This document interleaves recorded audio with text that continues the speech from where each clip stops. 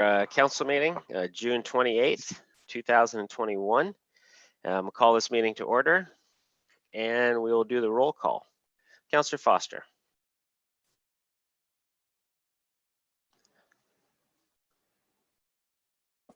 Present. Councillor Van Leeuwen. Present. Councillor McElwain. Here. Councillor Kittredge. Present. Councillor Dunsmore. Here. Councillor McCrae. Here. Good. Well, we did. Any disclosure of pecuniary interest with anything on the agenda today? Yes, Mayor Linton, I have two. Okay, go ahead, Councillor McCrae. The first one refers to confirmation of minutes. Item 8.1, Council, May 25th, 2021 minutes. Township of Center Wellington Council Agenda, June 28th, 2021. Reasons are, given my previous declared conflict of interest regarding item 8.9, Commercial Operator Access Agreement, Allura Raft Rides. I ask that this item be separated from the minutes to allow me to vote on the remaining minutes.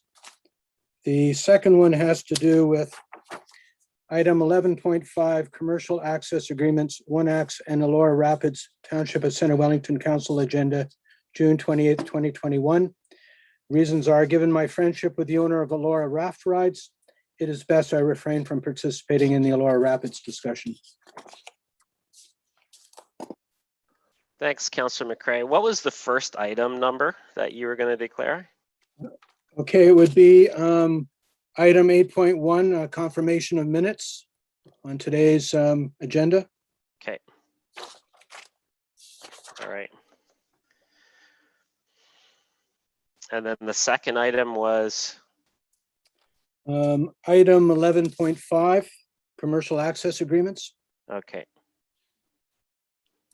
Okay, thank you very much. I just want to make sure I pull out the right things. Anyone else conflict of interest? Okay, we did have a closed meeting and I do have a recommendation out of close that I'm going to put on the table here. I have a recommendation that the Council of the Township of Center Wellington authorizes a Chief Administrative Officer to execute a memorandum of understanding / agreement between the Township and Groves Memorial Community Hospital supporting the transfer of properties of the old Groves Hospital property. Can I have a mover for that, please? Councillor Dunsmore, seconded by Councillor McCrae.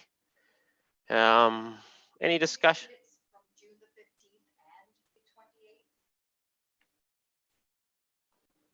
Sorry, pardon? Indicate that you're reporting on behalf of both meetings. Okay, I'm reporting on behalf of both meetings, and the dates of those were again June 15th and today, the June 28th. So that's a reporting from both those closed sessions. Okay, any discussion on that item? No, it's an open now. Councillor Foster? Thank you, Mayor. I'd like to speak against this item. Dr. Groves gave that land to the village of Fergus, later the town of Fergus, and now the Township of Center Wellington. That was a gift from Dr. Groves to the town to be used for a hospital. Now, I understand we have a new hospital, but I'm not in favor of transferring a gifted piece of property. We made the same mistake with the Beatty Pool, and there's nothing in this proposal. Well, I understand the hospital wishes to use it for possible medical purposes in future. There is nothing in this agreement that ensures that that will happen, and in fact, there is nothing to prevent that land being sold for private interests in future. Therefore, I'm not in favor of this proposal unless we could have a restrictive covenant on the proposal that if ever this land cannot be used for medical purposes, it would revert back to municipal ownership, as was. Councillor, point of order. Councillor Foster, I'm cautioning you. Some of these things were dealt with and closed, and you have to be very careful with what you're divulging right now. Any other comments? Councillor Kittredge, again, I'm cautioning council, make sure that you steer clear of mentioning anything that was talked about in a closed meeting. Councillor Kittredge. Thank you, Mayor. I would like to agree with Councillor Foster about the same concerns, and I just, that's what I would like to say. So I'm not really for this without provisions. Any other comments from members of council? Okay, all in favor? Opposed? And that is carried. Point of order, please. What's your point of order, Councillor Foster? I'd like to call for a recorded vote on that matter, please. Okay, I will turn it to the clerk. Give her a second while she pulls the form out.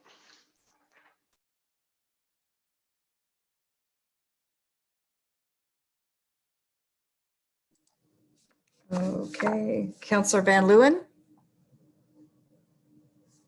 Yes. Councillor Foster, Opposed? Councillor McElwain, Yes. Councillor McCray, Yes. Councillor Kittredge, I'm opposed without the provision. Councillor Dunsmore, Yes. and Mayor Linton. Yes. It's carried.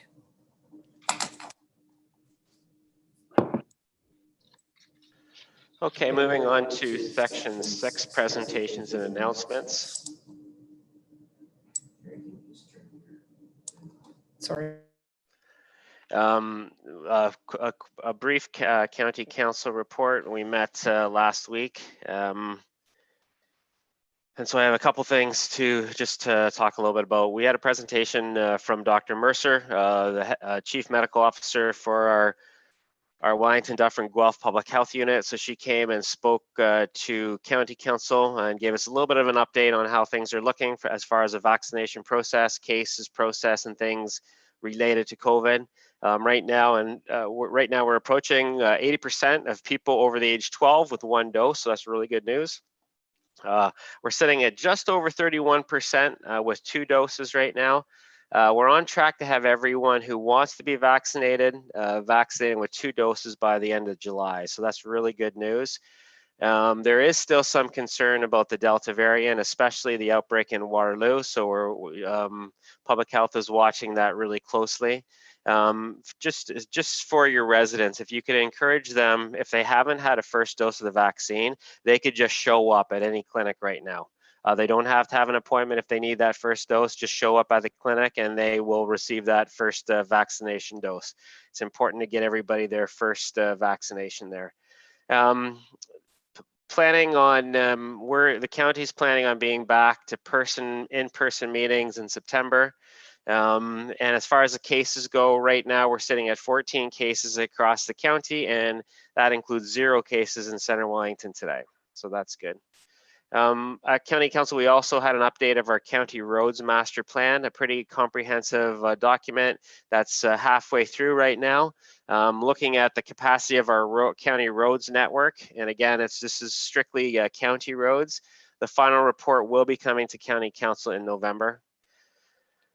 Also, as most of you know, Wellington County is the provincially designated service manager for the delivery of homeless prevention programs as well as housing for both the County of Wellington and the City of Guelph. A lot of people don't know that the county also looks after housing and homelessness in the City of Guelph as well. So last week we did receive an update on our 10-year housing and homelessness plan for Guelph Wellington. The city and county are working together to end chronic homelessness by 2023. Things are looking good right now. We have a lot of really good community partners, and we're moving ahead with support from both levels of government as well as the City of Guelph and the County of Wellington to make some significant difference when it comes to homelessness across both the city and the county. If you want to take a look at that pretty comprehensive 10-year housing and homelessness plan, it has a list of recommendations and it demonstrates what actions that the county is taking on this front. You can get it right off the county's main website. I mean, if you Google Wellington County 10-year housing and homelessness plan. You'll get it really quickly as well. Public document. County council and committees do not meet in July and August. And so my next county update will be in September. And that's all I have. Turning it over to councillors for committee updates. Councillor McCray. Thank you, Mayor Linton. It was a busy month. GRCA, we had 2 meetings, the general meeting and the Source Protection Authority. Under Source Protection Authority, the board approved submitting the Lake Erie Region Source Protection Committee's revised, updated Wellington and Region of Waterloo Grand River Assessment Report and Source Protection Plan, as well as comments, and agreed to have them sent forward to the Ministry of the Environment, Conservation and Parks. At our general meeting, we approved a number of resolutions related to Environmental Registry Posting 0192986 regarding changes to the Conservation Authorities Act. Also Conservation Ontario Governance Accountability and Transparency Initiative, GRCA Human Resources Policy Update, 2021 Foundation member appointments, financial summary for the period ending May 31st, a maintenance agreement with the County of Brant, Provincial Offences Act officer appointments, GRCA hunting program update, New Hamburg regulatory floodplain mapping updates, and a property agreement with the Township of Woolwich. We also received a delegation from the Grand Valley Trail Association requesting trail access through the Elora Gorge Conservation Area. The Quality Management Committee reporting period March to June. Underwater, the township passed their quality management system audit, verifying compliance and conformance related to sampling practices that verify the adequacy of treatment and disinfection practices for a drinking water system. Refurbishing of well F1 went very well, resulting in a minimum drawdown at the well. However, before the refurbishment was done, drawdowns of approximately 20 meters were recorded. Staff are noticing increased water demand for this reporting period. The 2020 summer precipitation was relatively low, which extended through winter and into the spring of 2021. The drought-like conditions, residents remaining at home due to COVID, and continued new residential construction are increasing the water demand. Staff will continue to monitor both volumes as well as precipitation. There were 4 water main breaks during the March to June reporting period, and water main flushing was completed. Under wastewater, there were no incidents of regulatory noncompliance at our 2 wastewater treatment plants, and there are no incidents of spills, overflows, and bypass. The secondary digester roof replacement in Fergus is proceeding with expected completion in 2021. Residents continue to flush wipes, rags, gloves, fats, oils, and grease down toilets despite ongoing media requests to stop. This debris is clogging up the pumps and causing more costly maintenance. Healthy growth, the committee heard from 4 rental housing developers about the barriers and incentives to bring attainable housing in Center Wellington. That's it. Thanks, Councillor McCray. Councillor Dunsmore. Yeah, through you, your worship. The CSAC committee met again, and of course you saw that report at the committee of the whole on the wellness initiatives for the community, and they were updated again on the Bissell Park project. And we have a meeting coming up in 2 weeks. So I'll bring another update the next time around with that.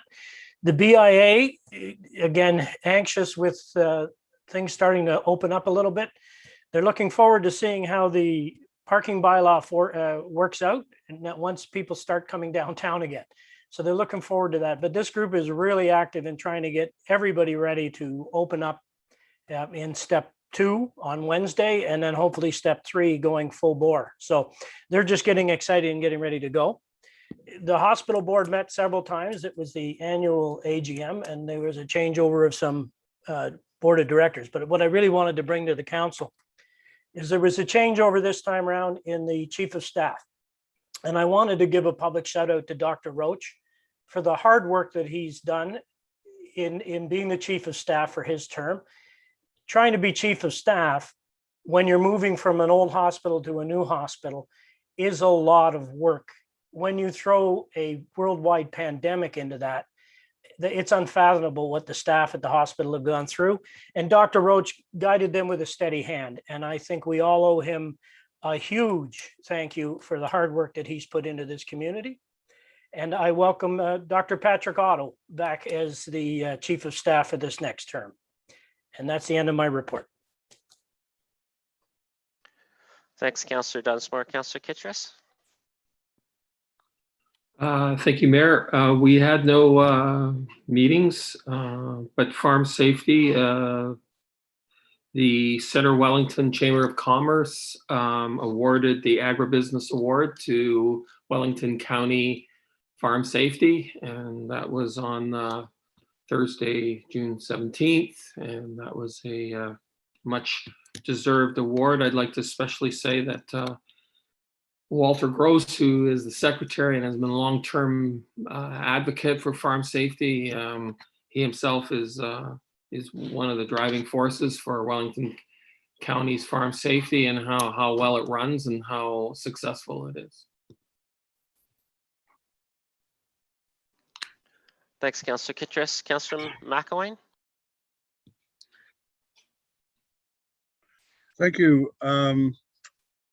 The Heritage meeting this month, virtually the whole meeting, all the contents of that meeting are on today's agenda, so I don't need to go into any detail there.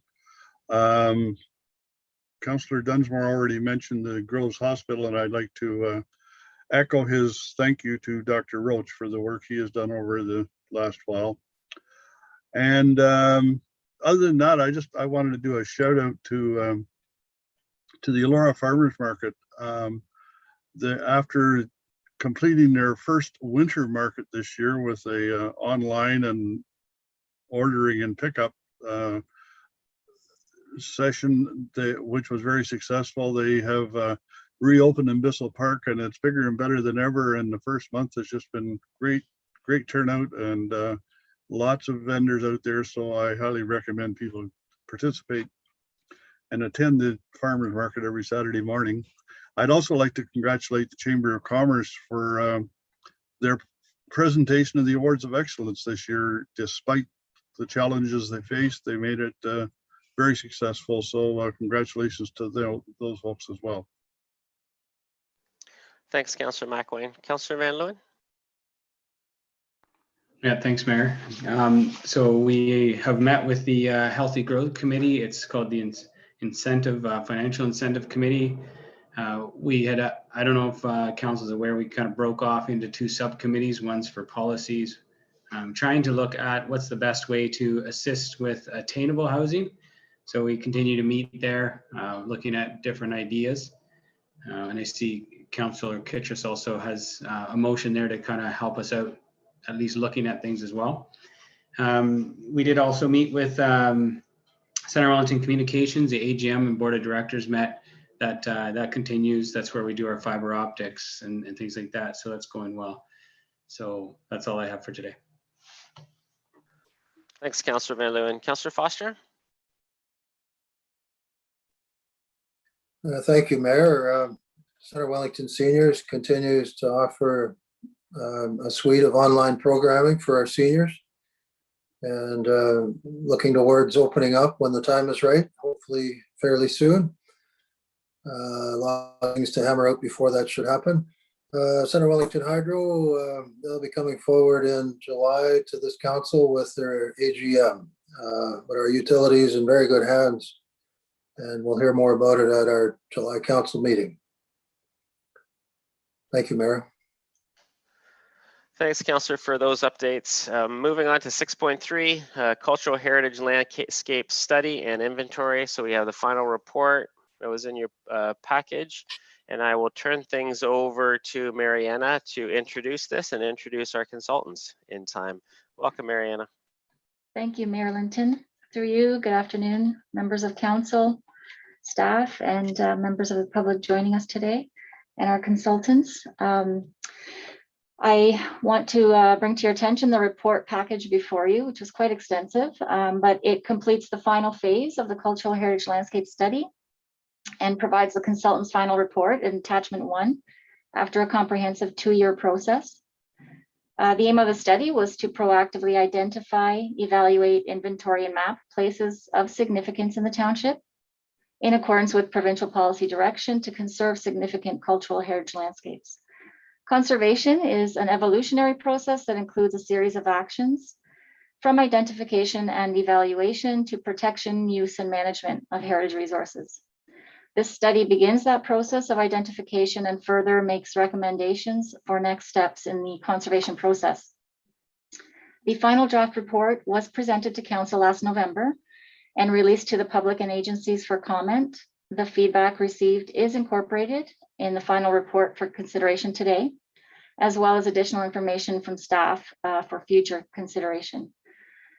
We have the consultant team here today, and I will introduce them now, and they will do a presentation on the background of the study and the results of the study to how we got to where we are today.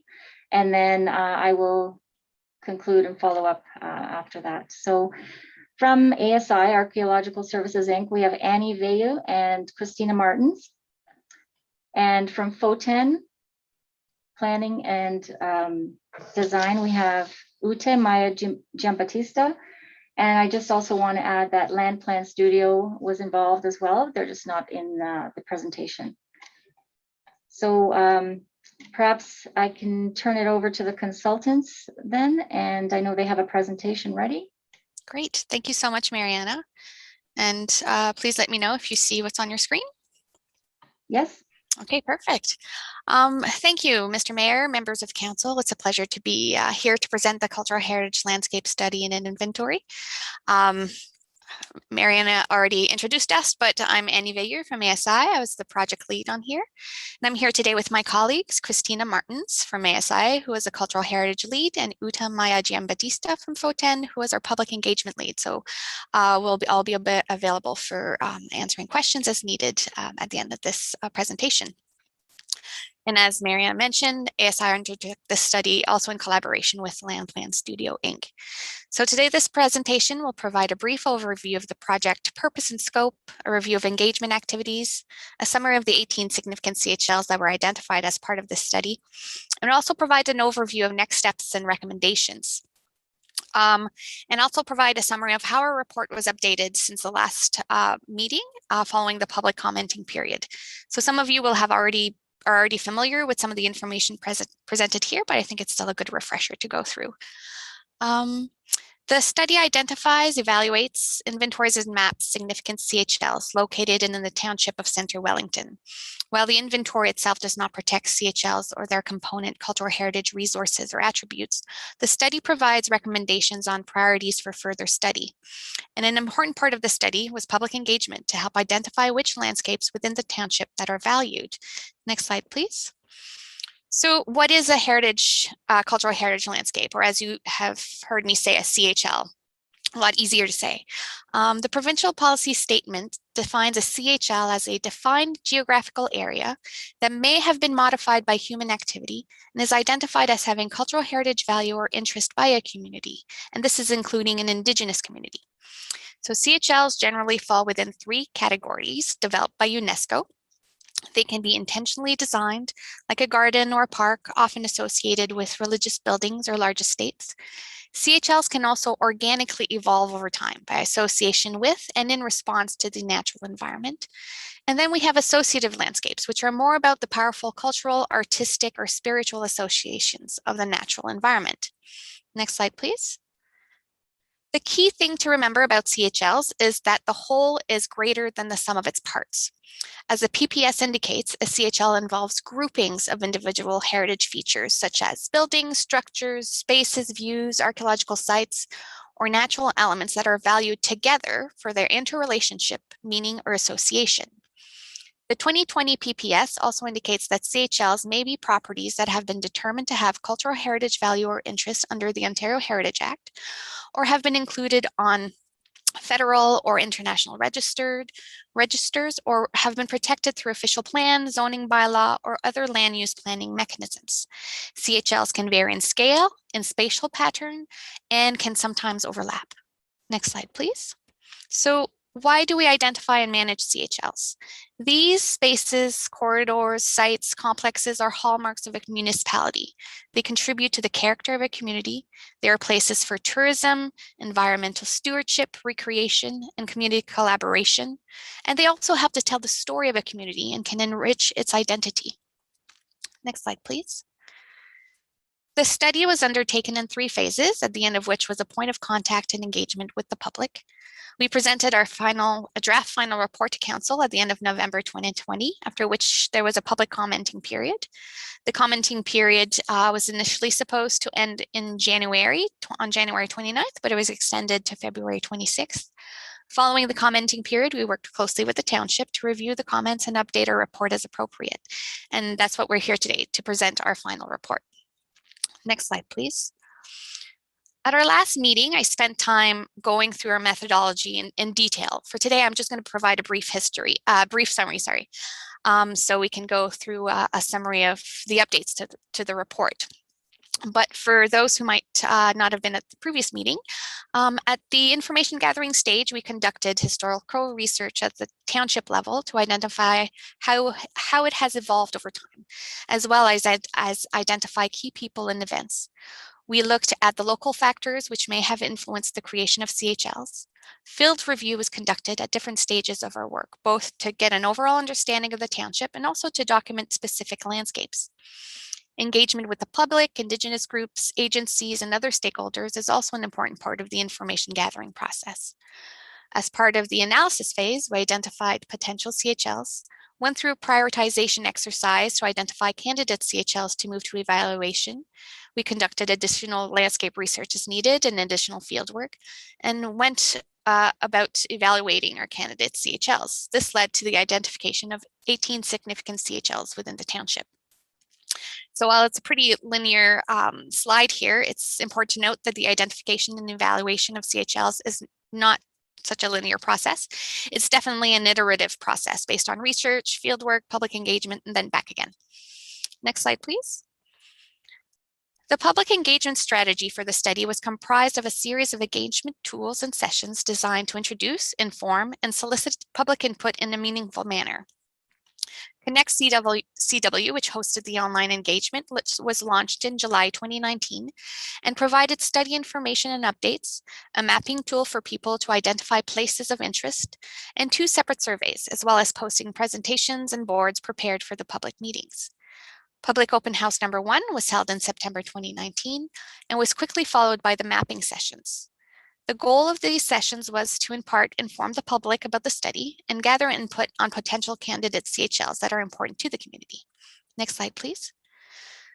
The 2 mapping sessions in October were very well attended. The participants were asked to take part in 2 mapping exercises. They were asked to create individual mental maps of their community and then work in groups to identify areas, corridors, and individual sites of value.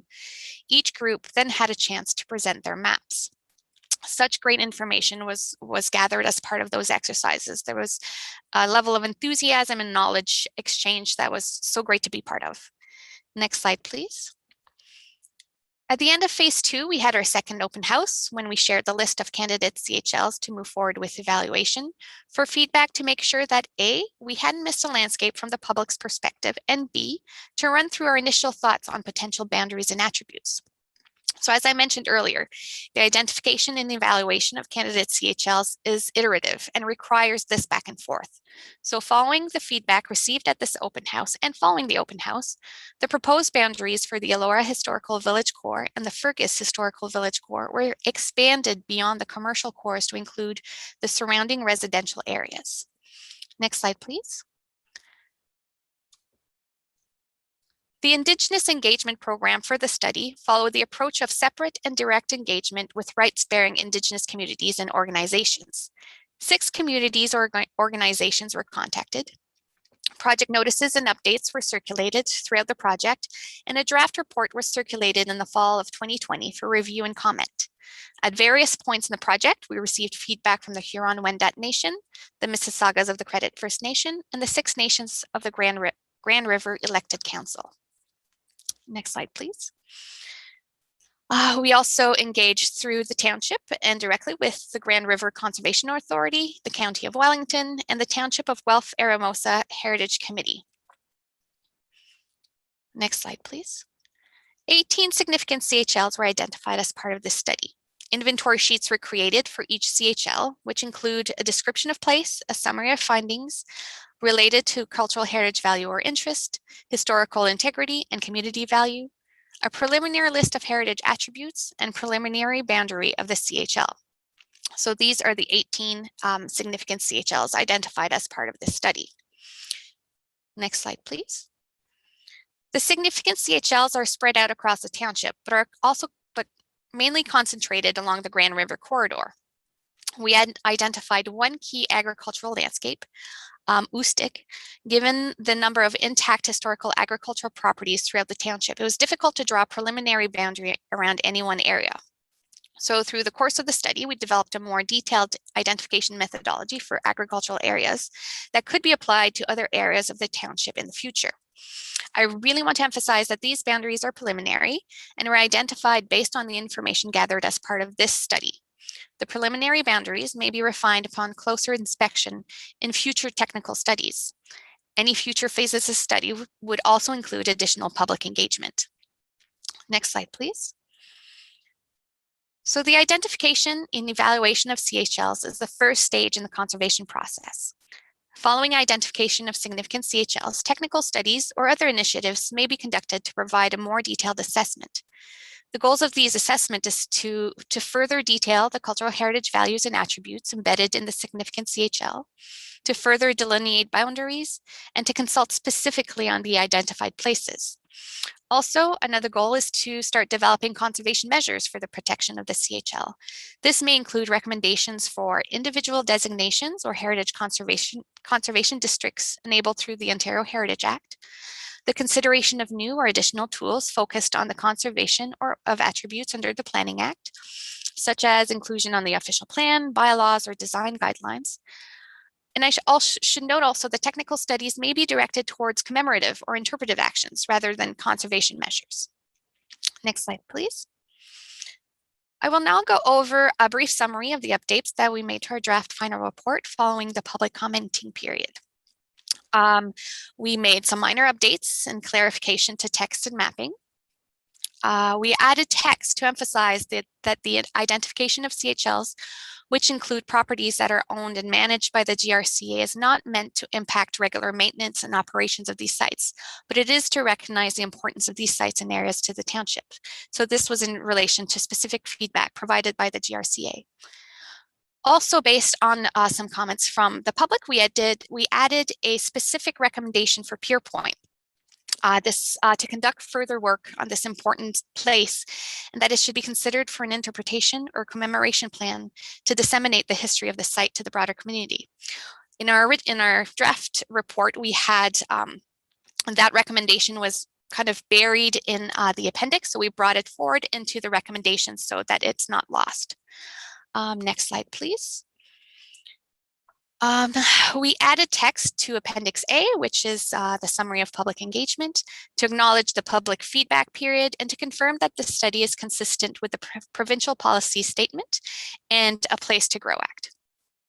We added specific details for all the pins that were added to the Connect CW CHL mapping tool. So both in terms of mapping, each pin are all individually mapped and each pin are set out in a table format, identifying the location, the comments that the commenters added, and all that information. There were some changes to some of the results of individual evaluation criteria based on further considerations. So our evaluation criteria had 3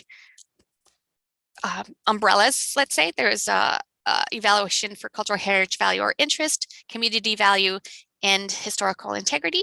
Based on feedback, some members of the public suggested that some of our results needed to be re-evaluated. So we did so under mostly under the community value. So as part of this further consideration, we have 7 no's were changed to yes, 1 yes was changed to no. I should emphasize that these updates have no impact on the overall findings or recommendations of the study and the inventory. One other update to a report is the identification of Bellside Cemetery and Victoria Park Fergus as a lower priority for technical studies. Next slide, please. So the overall recommendation is that the 18 areas be identified as significant CHLs in the Township of Centre Wellington. And with the exception of adding a specific recommendation for Pierpoint, the report recommendations have not changed since our previous draft final report.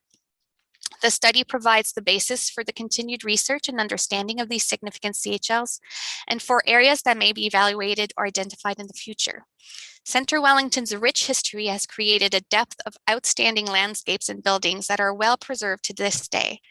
The inventory of significant CHLs is expected to be added to, reviewed, and evolve over time. So the identification and evaluation of CHLs is just one step in the conservation process, and this will continue to be an ongoing planning exercise. Next slide, please. And with that, I will turn it over back again to Mariana.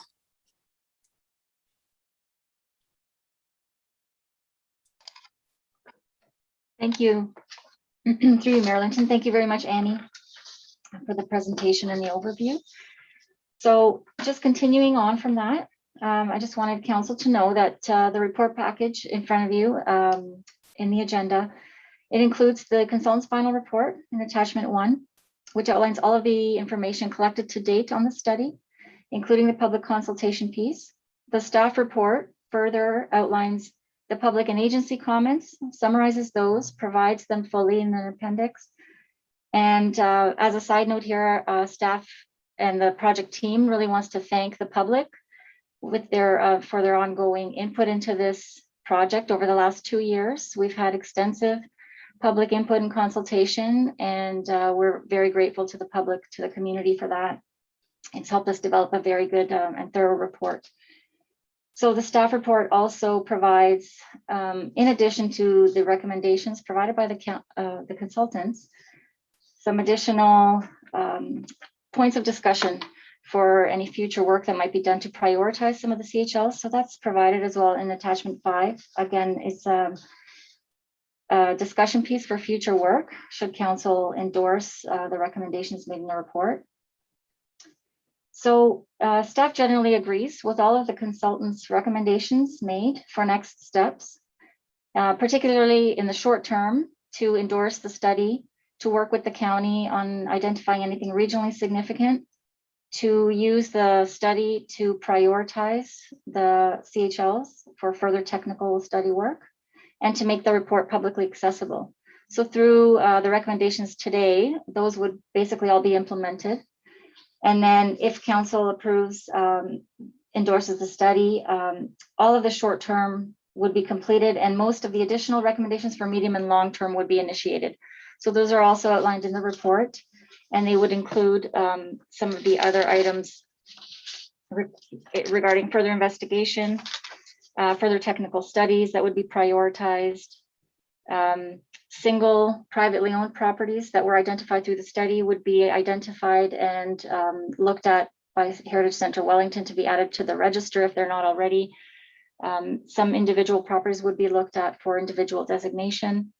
So there are some other recommendations that would be ongoing and that would result out of this study. But the main part here is that further work needs to be done in order to move to an implementation phase. So staff requests that the project be extended into the next phase, developing an implementation framework for the inventory through continued work with the consultant within a currently allocated funding for this project, which was approved through the capital projects budget. This would include, this additional information that we're seeking to obtain would include additional detailed information on timing, scope of future technical studies, cost and resource needs, and prioritization. So that would be individual to each CHL. They would be reviewed specifically for that information to help develop a framework to move forward. The aim would be to bring this information back to council to help inform resource and budget allocation discussions for the short to long term to move forward on the results of the study. So in summary, the CHL study and inventory is an important tool developed with the community to help proactively celebrate, conserve, and guide change in these places that are identified as the most significant in the township. As such, staff seeks approval, council approval of the recommendations set out in the report, which are 3. They're to endorse this CHL study and inventory report, to receive the staff report for information, and to approve the extension of work with the consultant. So that is the presentation and the summary of all the information to date. And we would be happy to answer any questions.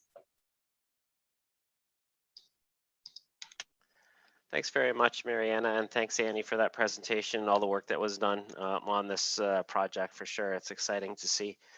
Questions from Council? Councillor McCrae.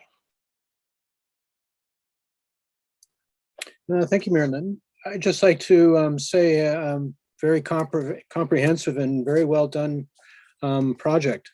And I know that heritage is very important to this community. So one of the concerns I have going forward is to ensure that we have sufficient staffing to enable this to continue. So I hope that when we get to the budget process that staff identify if they need additional resources to help us get through. Councillor Dunsmore. Yeah, I had the privilege of being a part of some of the public engagement and attending the workshops. And Annie, I just wanted to say what a wonderful job you and your staff did. And Mariana, as well as you and your staff, I thought it was a very informative process. And I was just thrilled with the amount of people that showed up to give their feedback and to sit back and listen to the stories of some of the buildings and some of the landscapes in this community. So I think it's a very thorough report. And I look forward, Mariana, to see what the budget implications of it are to make sure it's not one of these reports that gets put on a shelf. Councillor Kittredge. Thank you, Mayor. I just wanted to say that to Annie and to ASI that this is an excellent report. I think they have done just a fantastic job of informing this council, and I hope that perhaps there will be a little booklet made so all the public can just really receive this, and anyone coming here, all the sites that are here. And I hope that in the budget, perhaps that'll go into the budget process. I was exceptionally pleased that they responded to the Richard Pierpoint. For several years now, I have been trying to have some sort of commemoration for that park that's in my ward. And now that it is highly recommended to be added and be researched and concerned, I'm very, very pleased that with this report recommending that. And you know, as I've said before, we do have a cabin that Richard Pierpoint had lived in, and it's still stored on somebody else's property and it doesn't have a home. And I believe that this report helps that. Maybe in the future it will. I do have a few questions for Mariana, just about going further. Go ahead, Councillor Kittredge. Mariana, I was wondering, now that we have identified and in this really good report, I was wondering what steps will be made to protect these items that have been identified. Like, what is the process for that? Thank you. Through you, Mayor Linton. So it will depend. So there's a variety of tools that are available. And as we identified, some of these they're already largely protected, for example, by legislative framework, many of the GRCA properties. So some might require or warrant commemoration and celebration. Others, we know, will probably require further technical study and might warrant something, for example, like a heritage conservation district. So the actual protection tools are either through the Ontario Heritage Act or through the Planning Act. Most often through the Heritage Act. Those are the most efficient and protective tools. So they would involve a study of the area, and then whether it be just as a CHL, like a cultural heritage landscape, or also as a heritage conservation district. And there could be some layers. So it's a little bit complicated sometimes to explain, but there are a lot of layers that could be imparted on these areas. There could be a core area identified, for example, that would be a heritage conservation district. And that in itself has implications where guidelines are developed. So it's a very protective mechanism where anybody who proposes any change would require a heritage permit or a process to go through to get approval. So that is one mechanism. And then there are others that could be layered on top of that. There could be some design guidelines, perhaps on the outskirts of the core. So there's different tools applicable to different areas, and it just depends on what needs to be managed. It depends on the breadth of resources that are available there and what was identified as a heritage attributes. So ASI has done an excellent job of the preliminary identification of attributes. And what we would do is look at those and determine what level of protection is warranted for each one. So we did a little bit of that in attachment 5, where we worked on looking at what the community value is in each CHL and what the heritage attributes are, but also what the potential threats are. So the protection mechanism that is proposed has been identified. Most of them will require further technical study. So it's sort of a long way of answering your questions to say each one needs to be looked at in further detail to determine which protection tool is most appropriate, but those still have to be put into place. And we would bring those forward to council to say, this is the protection tool most appropriate to this specific CHL, and this is how much it will cost, and this is how long it will take, so that council is aware of basically the recommendations for each one. And then council can allocate accordingly based on prioritization, where council feels that money should be spent or those resources should be spent. But the protection tools are actually in the Heritage Act mostly, and in some planning policy work. Thanks for that, Mariana. Councillor Kittredge? Thank you, Mayor. Will this be a prerogative of the Center Wellington Planning or Heritage Committee to bring forward that completion of all those things? Or will this just be reactive to, let's say, if any development happens? Thank you. Through you, it's a little bit of both. So what we're doing is we will be proposing studies, and as those studies come into play, in the meantime, like until the technical studies and the actual framework is in place, so the protection tools, the district or the bylaw, until then, we're dealing with planning applications as they come in. So with this document, it gives us further background information within the planning framework to say a redevelopment application may require, depending on the scale of it, may require a heritage impact assessment or an analysis within the context of this study to show how you comply with the provincial policies to conserve. So this would be used as a framework, yes, for any planning application moving forward in some of these identified areas in order to be able to request a further study. Councillor McElwain? Thank you, Mayor. You kind of answered a lot of my question when talking to Steve and Mariana, but just part of your motion is that you'll be reporting back to council for budget and planning purposes for this year's budget deliberations.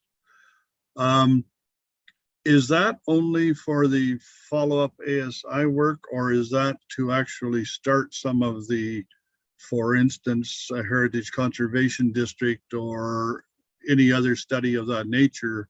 I'm just worried that if we go through a year without building enough money into the heritage budget that we can start work on some of this stuff, it's going to be another term of council before we even get to doing any of this stuff. I don't want to see those delays. We are sitting in a very high priority time for heritage conservation districts, in my opinion.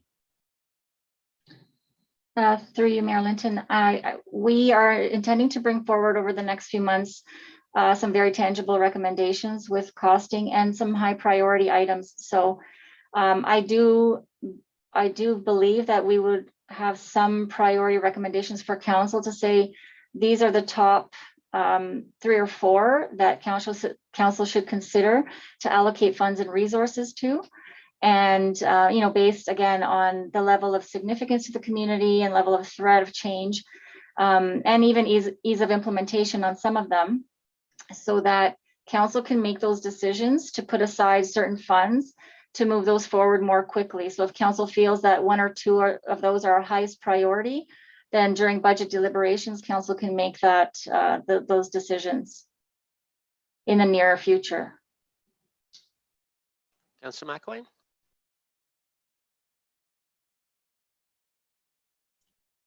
Thank you, Mayor. I just as a follow-up to that,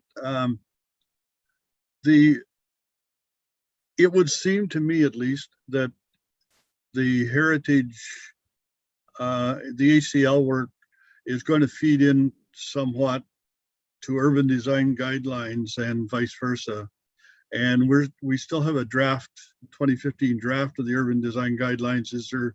Are there changes being made to that that will be based upon some of the recommendations from the HCL work? Yes, through you, we are looking, what we will be looking at as well is the recommendation about policy changes. And so we'd probably be looking at an official plan amendment to incorporate the mapping and some policy language, but also looking at the design guidelines to see if they need to be updated, if they're sufficient, or how they should be best managed. So that will be looked at through the recommendations that are coming forward.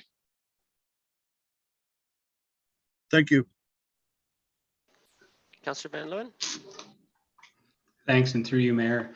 Yeah, I think thanks for the great report and also the collaborative work with the public as well. It's great to see that everybody involved. I think the report really shows us how great our community that we live in. There's so many areas to mark out, and I think it's amazing, and it's good to get them all written down.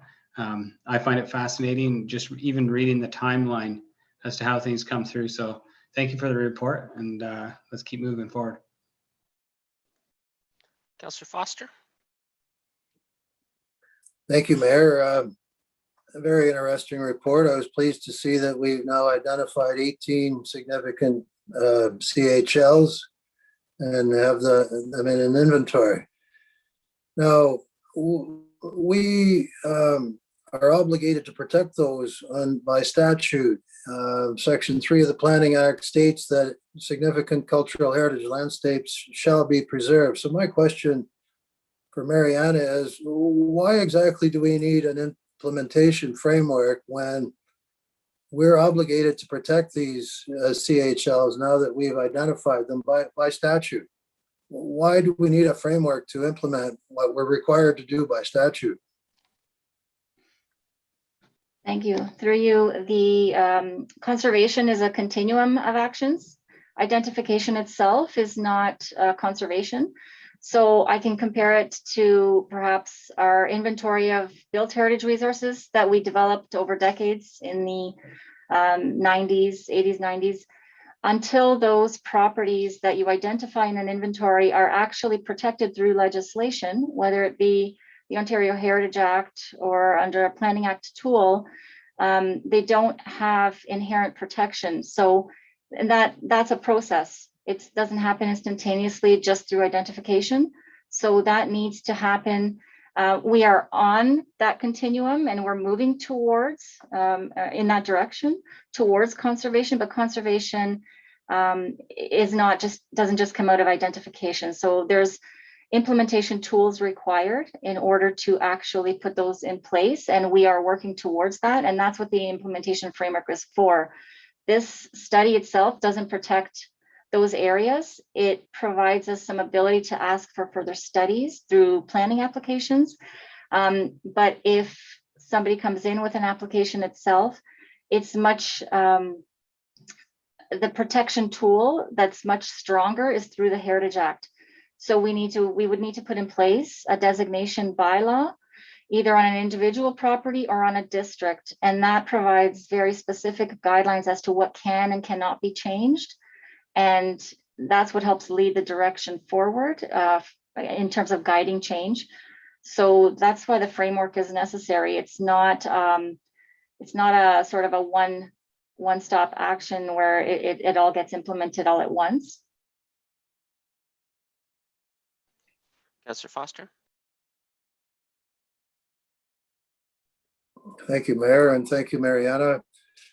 Second question, Mariana, when then would we expect to see this implementation framework concluded? And in the meanwhile, can we have a moratorium on development inside these 18 CHLs until we conclude this implementation process? Well, we would be bringing forward to council the proposal within the next few months, as I said, and council can look to prioritizing those. To have a study like this with every CHL fully protected through, let's say, some kind of conservation tool, like that could be many, many years and many studies down the road. So again, it's a continuum of action, and it happens through budget deliberations each year as to what council feels is a priority and is significant for conservation. As for a moratorium, I mean, we look at planning applications as they come in as of the date of application, and whatever policy framework is in place at the time on everything that's there. So natural areas, heritage, it all gets looked at through each planning application. We can't stop planning applications from coming in. The only tool there is like a holding zone or a development freeze, and that's something that council would have to consider. That's at the will of council. Councillor Foster. Thank you, Mayor. Mariana, what can be done to expedite this process so that these significant 18 significant cultural heritage landscapes are protected? They're important to this community. What has to happen to expedite this process so we can achieve that? Through you, what has to be done is they have to be prioritized, and then we need staff and resources or consultants to do some of those studies, both for the study and for the implementation that would come after the study. So when you have, for example, a large heritage conservation district, then you need people to manage that district and the applications that come in afterwards for change. So there are resource implications for each one, and that's the information we would be bringing forward to council. Thanks very much, Mariana, again, for the work that was done, and thanks to the consultants for good work. I mean, I'm really encouraged by the level of community engagement that was included in this project. That's really good to see, and it's really important for the public to have input on something that's so important to the fabric of our community. So thanks for that.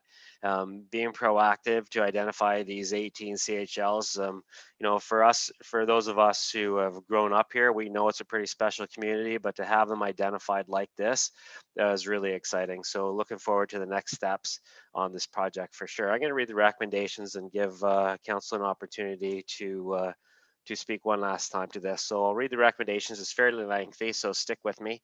That the Council of the Township of Center Wellington endorses a cultural heritage landscape study and inventory of the Township of Center Wellington, Volume 1 to 3, final report dated June 2021, prepared by Archaeological Services, Inc., ASI, and that the Council of the Township of Center Wellington receives for information staff report PLN 2021-19, dated June 28, 2021, concerning endorsement of the cultural heritage landscape study and inventory, including preliminary recommended actions and prioritization to be considered in the development of a future implementation framework, and that the Council of the Township of Center Wellington approves the extension of the contract with ASI to help inform the establishment of a detailed implementation framework for the cultural heritage landscape study and inventory as outlined in staff report PLN 2021-19, and that staff be directed to report back to council for budget and planning purposes prior to budget deliberations later in 2021. Move for that, please.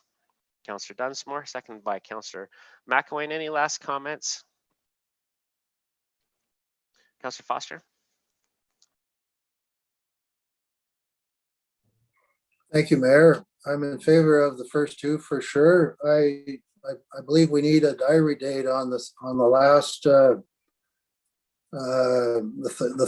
third item in the total recommendation. Is there a way we can have a key deliverable date established that will occur?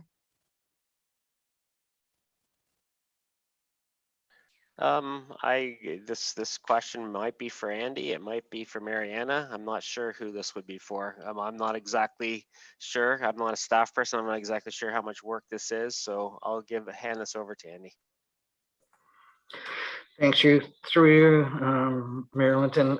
So staffs will be bringing this back through our pre-budget meetings as part of our discussions on the capital projects.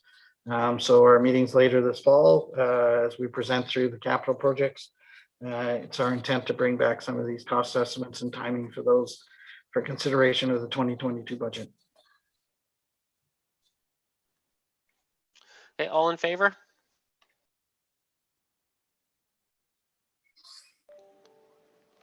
And that is carried. Thank you very much again, Mariana. Thanks to your team. And thanks to Annie, Christina, and Uta. Thank you very much. Thanks. And feel free to stay with us for the rest of the afternoon, or you can leave. Thank you. Section 7, confirmation of the agenda. That the Council of the Township of Center Wellington confirm the agenda for the meeting held June 28th, 2021. Mover for that, please. Councillor Dunsmore, seconded by Councillor McCray. All in favor? And that's carried.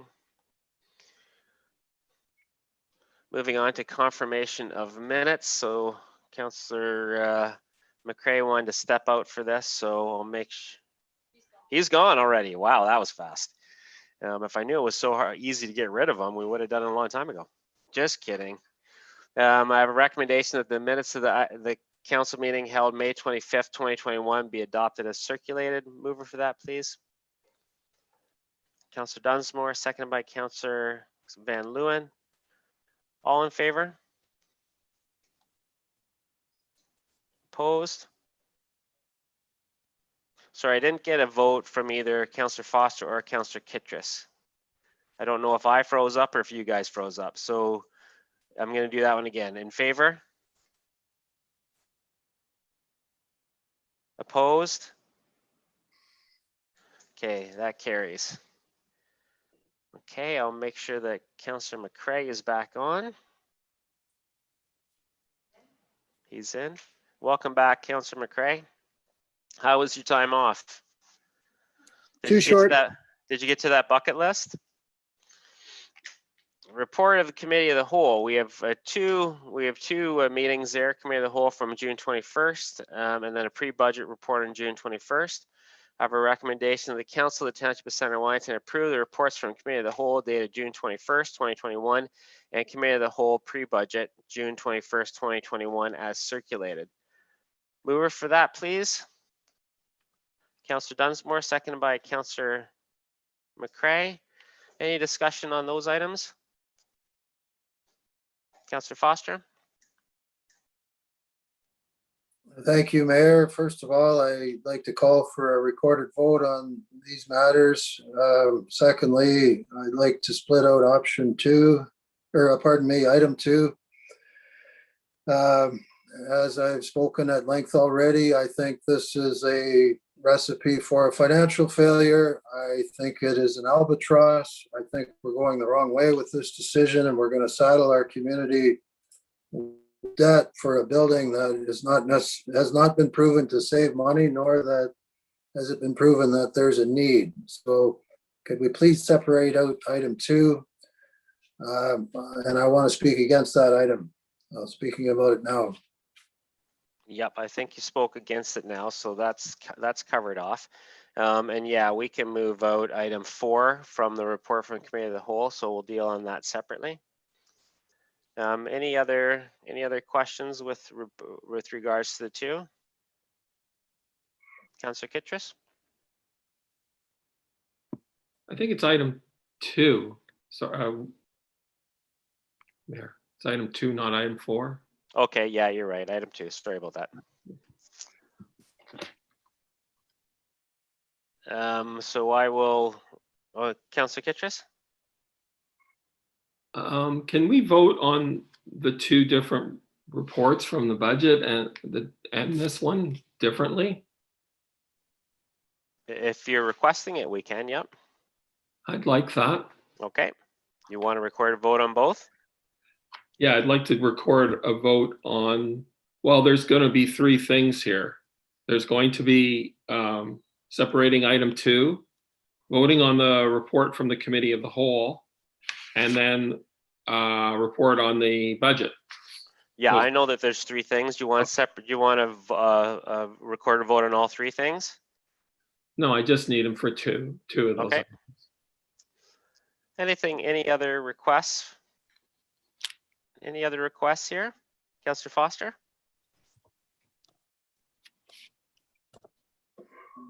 Thank you, Mayor. I'd like to call for a recorded vote on the budget. I'm not in favor of yet another tax and spend. Okay, point of order. When you ask for recorded vote, you don't have to give a speech. There was lots of other time for that. As far as a recorded vote, let's just do a recorded vote on all 3 items. Cover it all off. Okay, so I'll try to do this right. First thing, we're going to take Committee of the Whole. I have a recommendation of the Council of the Township of Center Wellington to approve report from Committee of the Whole item 1, 3, and 4, dated June 21st, 2021. Mover for that, please. Councillor Dunsmore, seconded by Councillor McCray. All in favor of those items? And that's carried. Second recommendation that the Council of the Township of Center Wellington approve item 2 from the report from the Committee of the Whole dated June 21st, 2021. Mover for that, please. Councillor Dunsmore, seconded by Councillor McCray. All in favor?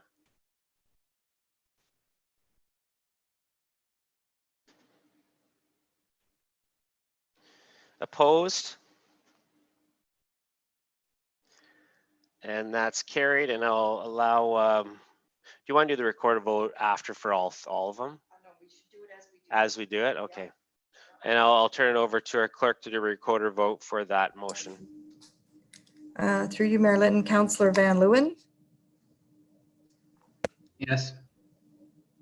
Councillor Foster, Opposed. Councillor McElwain, No, Councillor McCray, Yes. Councillor Kittredge, Which one is this?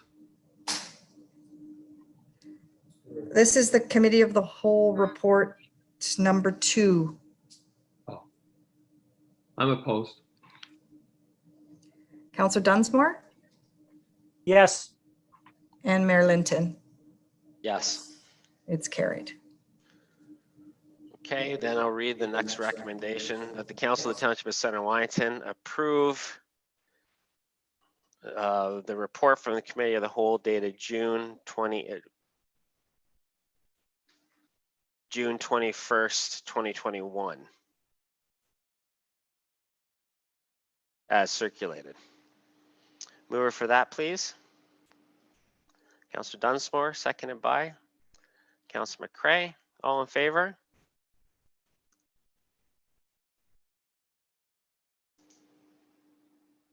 Opposed? And that's carried, and I'll allow the clerk to do a recorded vote on that one as well. Carrie?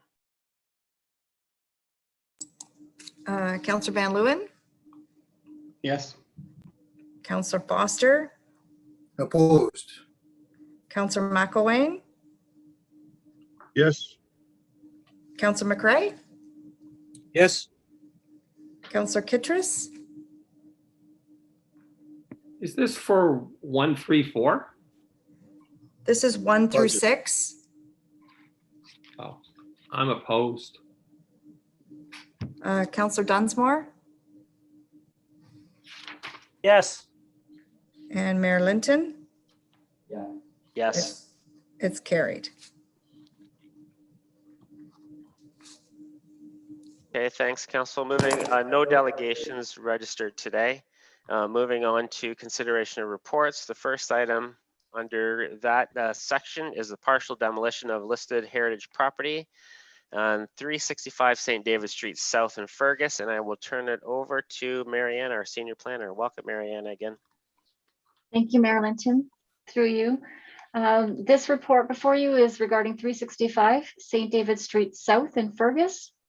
It is a property that is listed on the municipal register. Therefore, the owner must provide 60 days notice of an intention to demolish to council. And council may allow them to proceed with the demolition or stop the demolition through designation. So that's the process piece. This property, they're only requesting that they be permitted to demolish the detached garage on the property. There have been photos circulated and some information provided in the report. It went to the Heritage Committee on June 8th to be considered. The committee did not oppose demolition. Also, just for your information, they're proposing to replace it with a similar detached garage in the same location in a style that is complementary to the heritage of the property. And as I said, the committee did not object. So the staff recommendation is that the garage be permitted to be demolished. And I'm happy to answer any questions. Thanks, Mariana. I'll get the recommendation out first, and then I'll turn it to council. That the Council of the Township of Center Wellington approves the partial demolition request for the detached garage at the listed property municipally known as 365 St. David Street, South Fergus in the Township of Center Wellington, and that the property remains on the Township's Municipal Heritage Register as a non-designated listed property. Mover for that, please. Councillor McElwain, seconded by Councillor Dunsmore. Any questions from council on that? All in favor?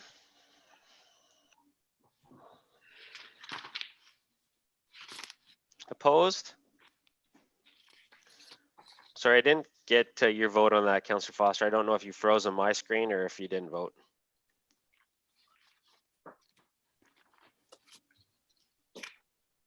I think it's freezing up there. How did you vote on that? I'll vote yes. Okay, thank you. And that's carried. Moving on to 11.2, another partial demolition at a listed property on 143 Melville Street in Elora. And the next, Sorry. next one is a partial demolition. It's back over to you, Marianne. Thank you, through you, Mayor Linton. Next report is 143 Melville Street, Elora, and it's a partial demolition at the rear of the property. There's a one-story brick addition.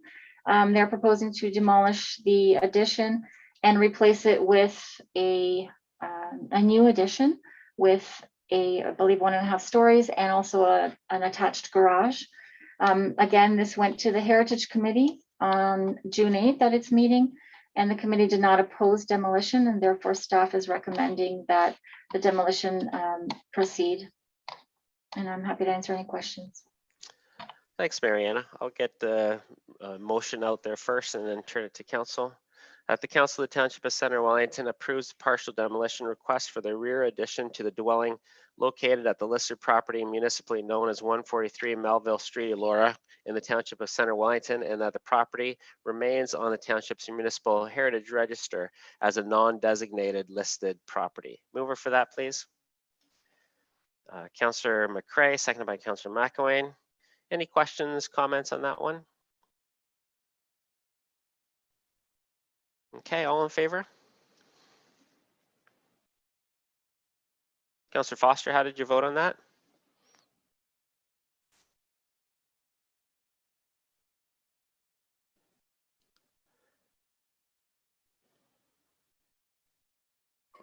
Opposed. Okay, thank you.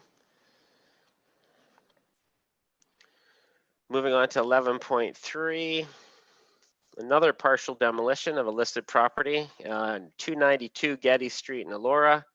And I will turn it over to Marianne again. Thank you. Through you, Mayor Linton. This is for a rear addition at 292 Getty Street in Elora. Again, it's a one-story rear addition added after the construction of the dwelling. And it's similarly, they're proposing to remove the rear addition to allow a new two-story rear addition with a detached garage. And the committee did not oppose demolition. I should mention that the committee also requested that they reuse as much of the material as possible, which the owner has agreed to, as well as the previous one that we just went through. So the committee did not oppose demolition, and as such, staff recommends that the demolition be permitted. And I'm happy to answer questions. Thanks, Mariana. I will get this on the floor. That the Council of the Township of Center Wellington approves the partial demolition request for the rear addition to the dwelling located on the listed property municipally known as 292 Getty Street, Elora, in the Township of Center Wellington, and that the property remains on the Township's Municipal Heritage Registry as a non-designated listed property. Can I get a mover for that, please? Councillor McElwain, seconded by Councillor Dunsmore. Any questions on that one? All in favor?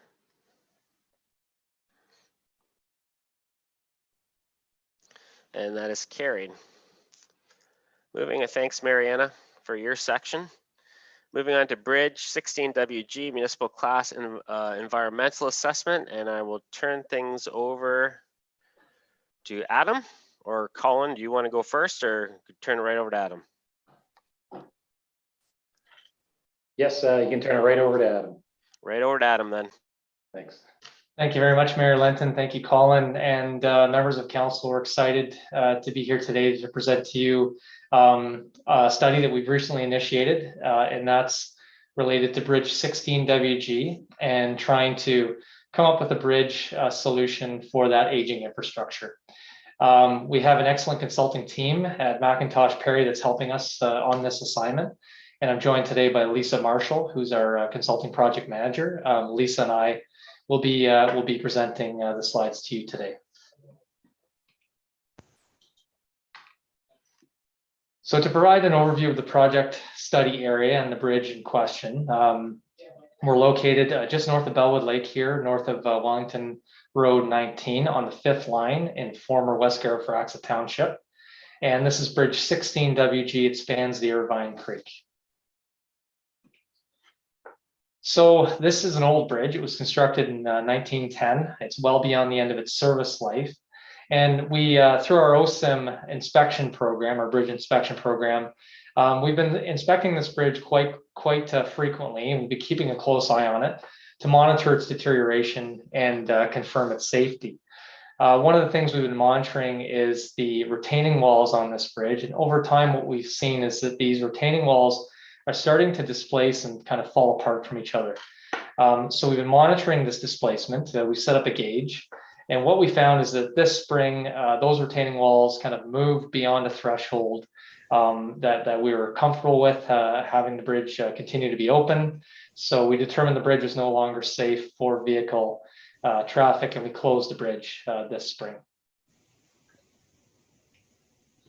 So the purpose of our study, I've kind of gone through the first 2 points here already, but we're undertaking a Schedule B municipal class environmental assessment study to identify and evaluate solutions to address this aging infrastructure and to recommend a preferred bridge solution. The municipal class environmental assessment process, this flow chart is a very complex flow chart here. The point is not to go through it, but just to understand that this is a regulated process. It's a complex process. And right now we're in what's referred to as phase 2 of this process, which is to identify potential solutions and to evaluate those solutions to establish a preferred solution.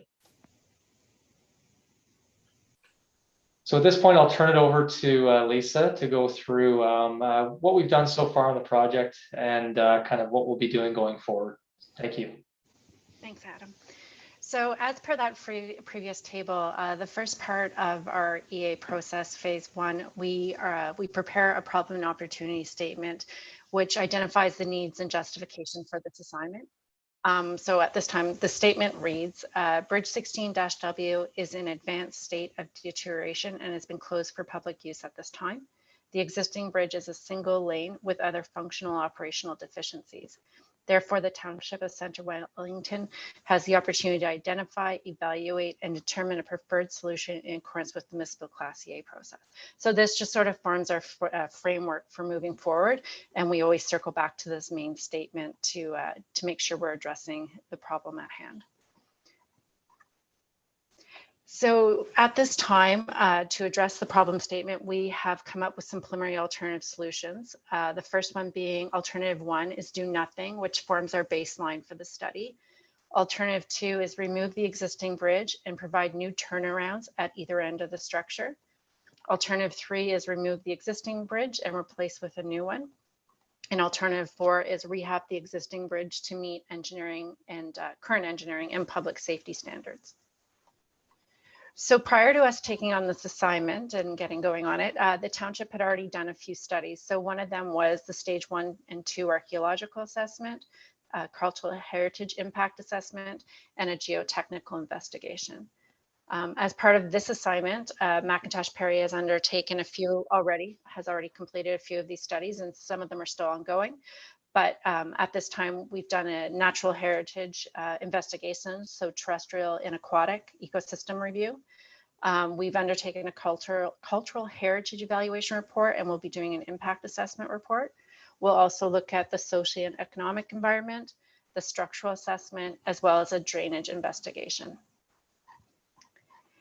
So as previously said, at this time, a cultural heritage impact assessment was completed back in 2013, which found the bridge to meet one of the criteria for determining a cultural heritage value or interest. At this time, we've also undertaken a new, in May 2021, we did a cultural heritage evaluation report to complete additional analysis as well as confirm the evaluation that was completed back in 2013. The HIA and SHARE determined that the bridge is of a rare example of a solid spindle concrete arch bridge from the early 20th century. Due to these findings, various alternative solutions will be evaluated from a perspective of cultural heritage to understand the potential impacts and provide mitigation as we move forward.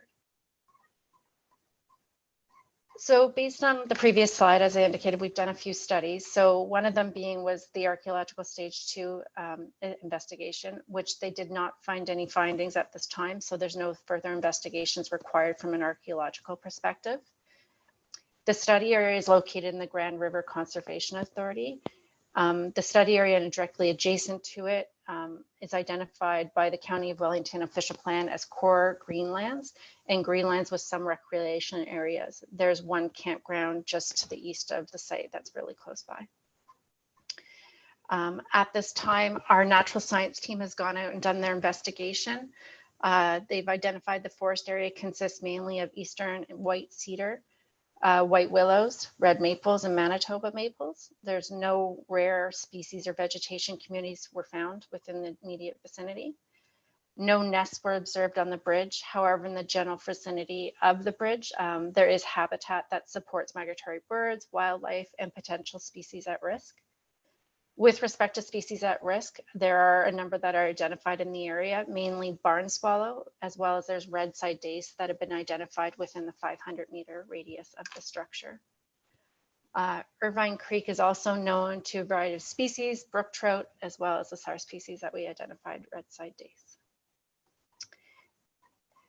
So based on the above noted preliminary alternative solution that we identified at this time, the following criteria will be used just to determine what is our technically preferred alternative. So we'll be looking from a structural standpoint, safety, traffic operations, construction staging, and extension of life services. From a natural perspective, we'll look at the environmental sensitivities, wildlife habitat, fisheries, aquatic, and species at risk. From a social and economic, what impacts are on, local residents, that sort of thing. So socioeconomic conditions, archaeological and heritage, construction impacts, and as well as impacts during construction, I should say, sorry. As well from a financial perspective, capital cost and operational maintenance costs. So Adam, over to you.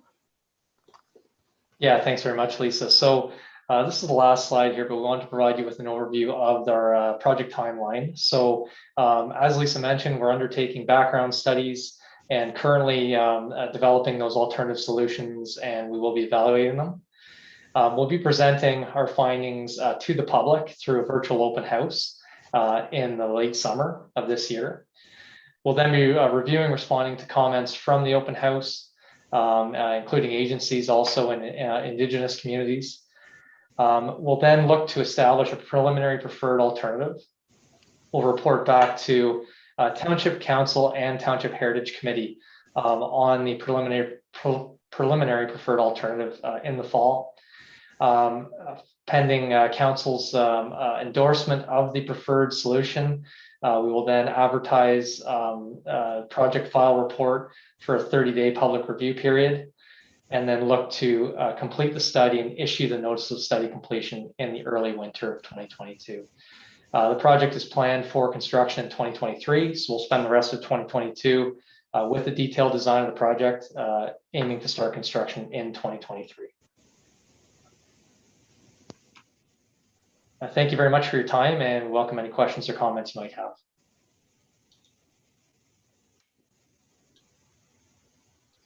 Thank you very much, Adam, and thanks for that presentation.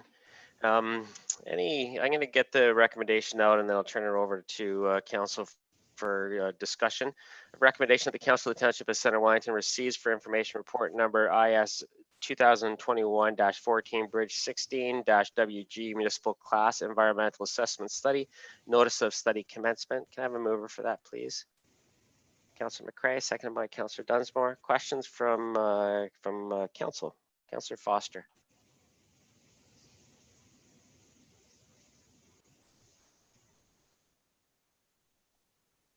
Thank you, Mayor. My question, sound check, please. Sound check. There we go. Mayor, my question for Adam. I'm wondering, Adam, if we can, as we rebuild some of these bridges, I'm wondering if we can acknowledge our cultural history by including on this bridge or perhaps others in the design once it comes. Can we include the bowstrings on some of these rural bridges, even if they're cosmetic rather than structural? Is that an option to have a bowstring type design on some of our rural bridges, even if it's not a structural item like it was in the past? Can we do that to acknowledge our cultural and architectural history? Adam? Yes, thank you, Councillor Foster, for the question, and through you, Mayor Linton. So, Councillor Foster, we do consider sympathetic design elements like the one you speak of with bowstring arch bridges. Another bridge that we're constructing currently for WG, which was a bowstring arch bridge, we incorporated some interesting cultural design elements into that bridge to acknowledge the bowstring construction history. So that's certainly something that we look at through this process when we do the cultural heritage evaluation is, can we pay homage to the history of these bridges through some type of sympathetic design feature?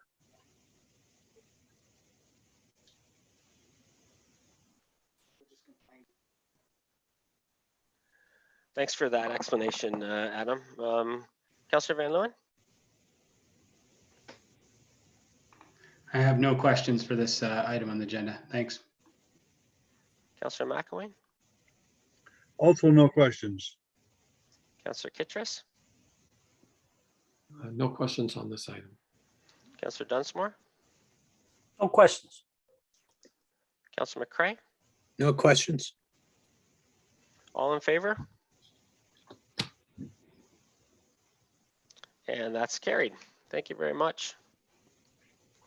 Moving on to 11.5, the commercial access agreements for One Axe in Lower Rapids. And at this point, I will allow Councillor McCray to graciously leave.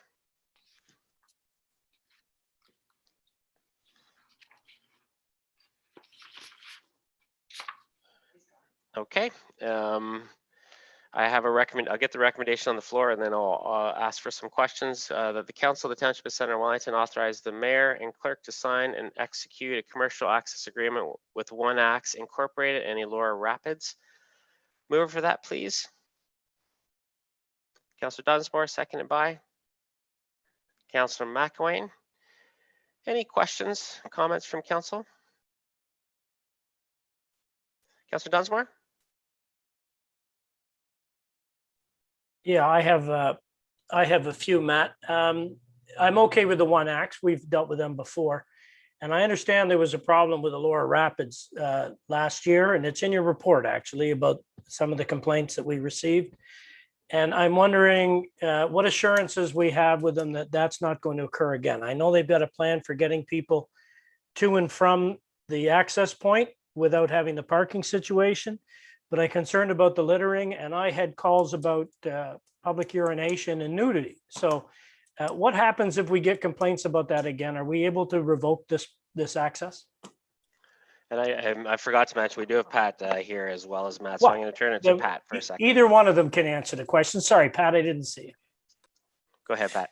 It's okay. I'm invisible. It's all good. Yeah. So, I mean, Matt and I have both agreed on this, that there were some issues over the last couple of years with this operator, and it was a brand new business for him. And so in order to address some of those issues that were concerns, as you've mentioned, with parking and garbage and people changing in the park and things like that, it is the sort of catalyst that got us to get this commercial access agreement in place.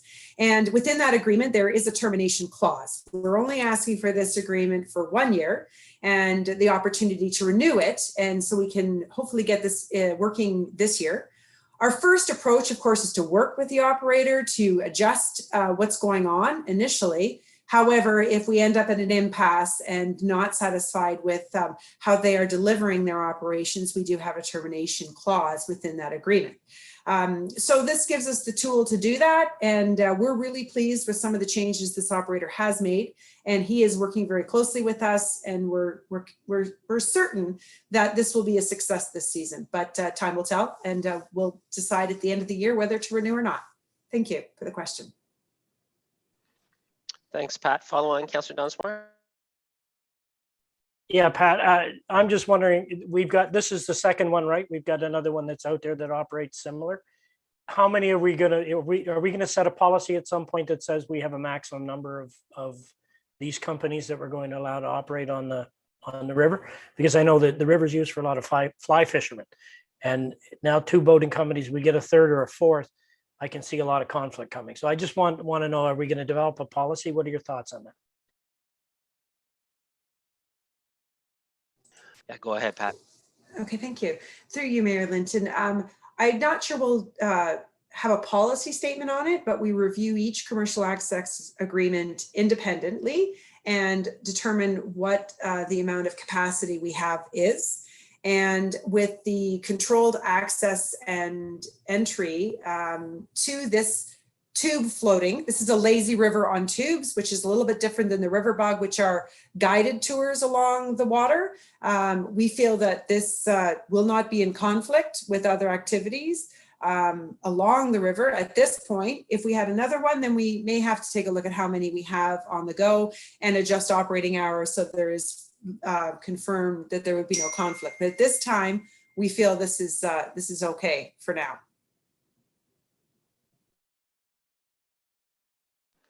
Other questions from council?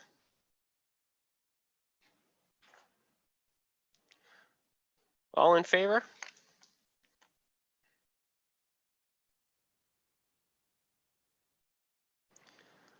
Opposed? Okay, and that carries.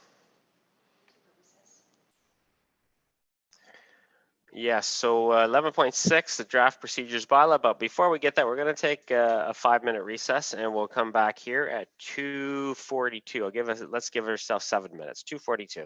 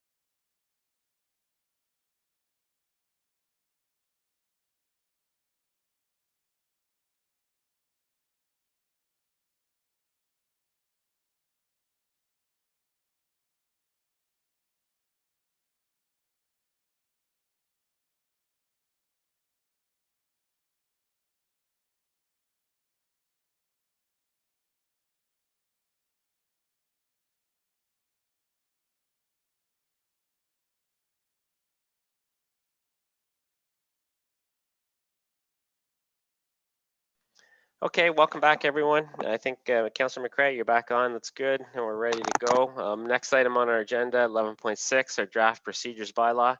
And I will turn it over. We've been going at this for a bit now, and I'll turn it over to our managing manager of legislative services and municipal clerk. Welcome, Carrie. Thank you, Mayor Linton. I just wanted to take a few minutes to review the process that was undertaken for the procedure bylaw since its introduction on October the 26th in 2020, including an education meeting and extensive public engagement. The ad hoc committee was established on October the 26th. Councillors Dunsmore, McElwain, and Mayor Linton. The ad hoc committee at their November 16th meeting recommended holding a public meeting, a workshop, and retaining an expert. Council initially did not support the ad hoc committee recommendation and deferred the matter to February. Council then directed staff to host an education workshop, a public meeting, and retain subject matter experts. And that was in February 22nd of 2021. Public engagement strategy was received at the April 26th meeting.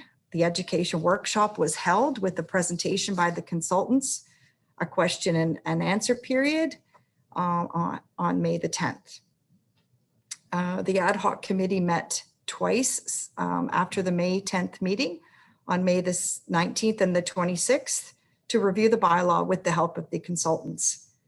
The revised draft bylaw and summary of changes was published on Connect CW on May the 31st, and an additional public meeting was held on June the 14th. Throughout the entire process, the team of consultants, in collaboration with the ad hoc committee and direction from council at the June 14th meeting, staff has prepared the draft bylaw you see before you today. And that's all I have. Thank you. Thanks very much, Carrie, for that, and thanks very much for you and your team's support on this. It's been a long process, and appreciate the expertise that you and your team bring to the table. So I will turn things over to our members of council, starting with Councillor Foster.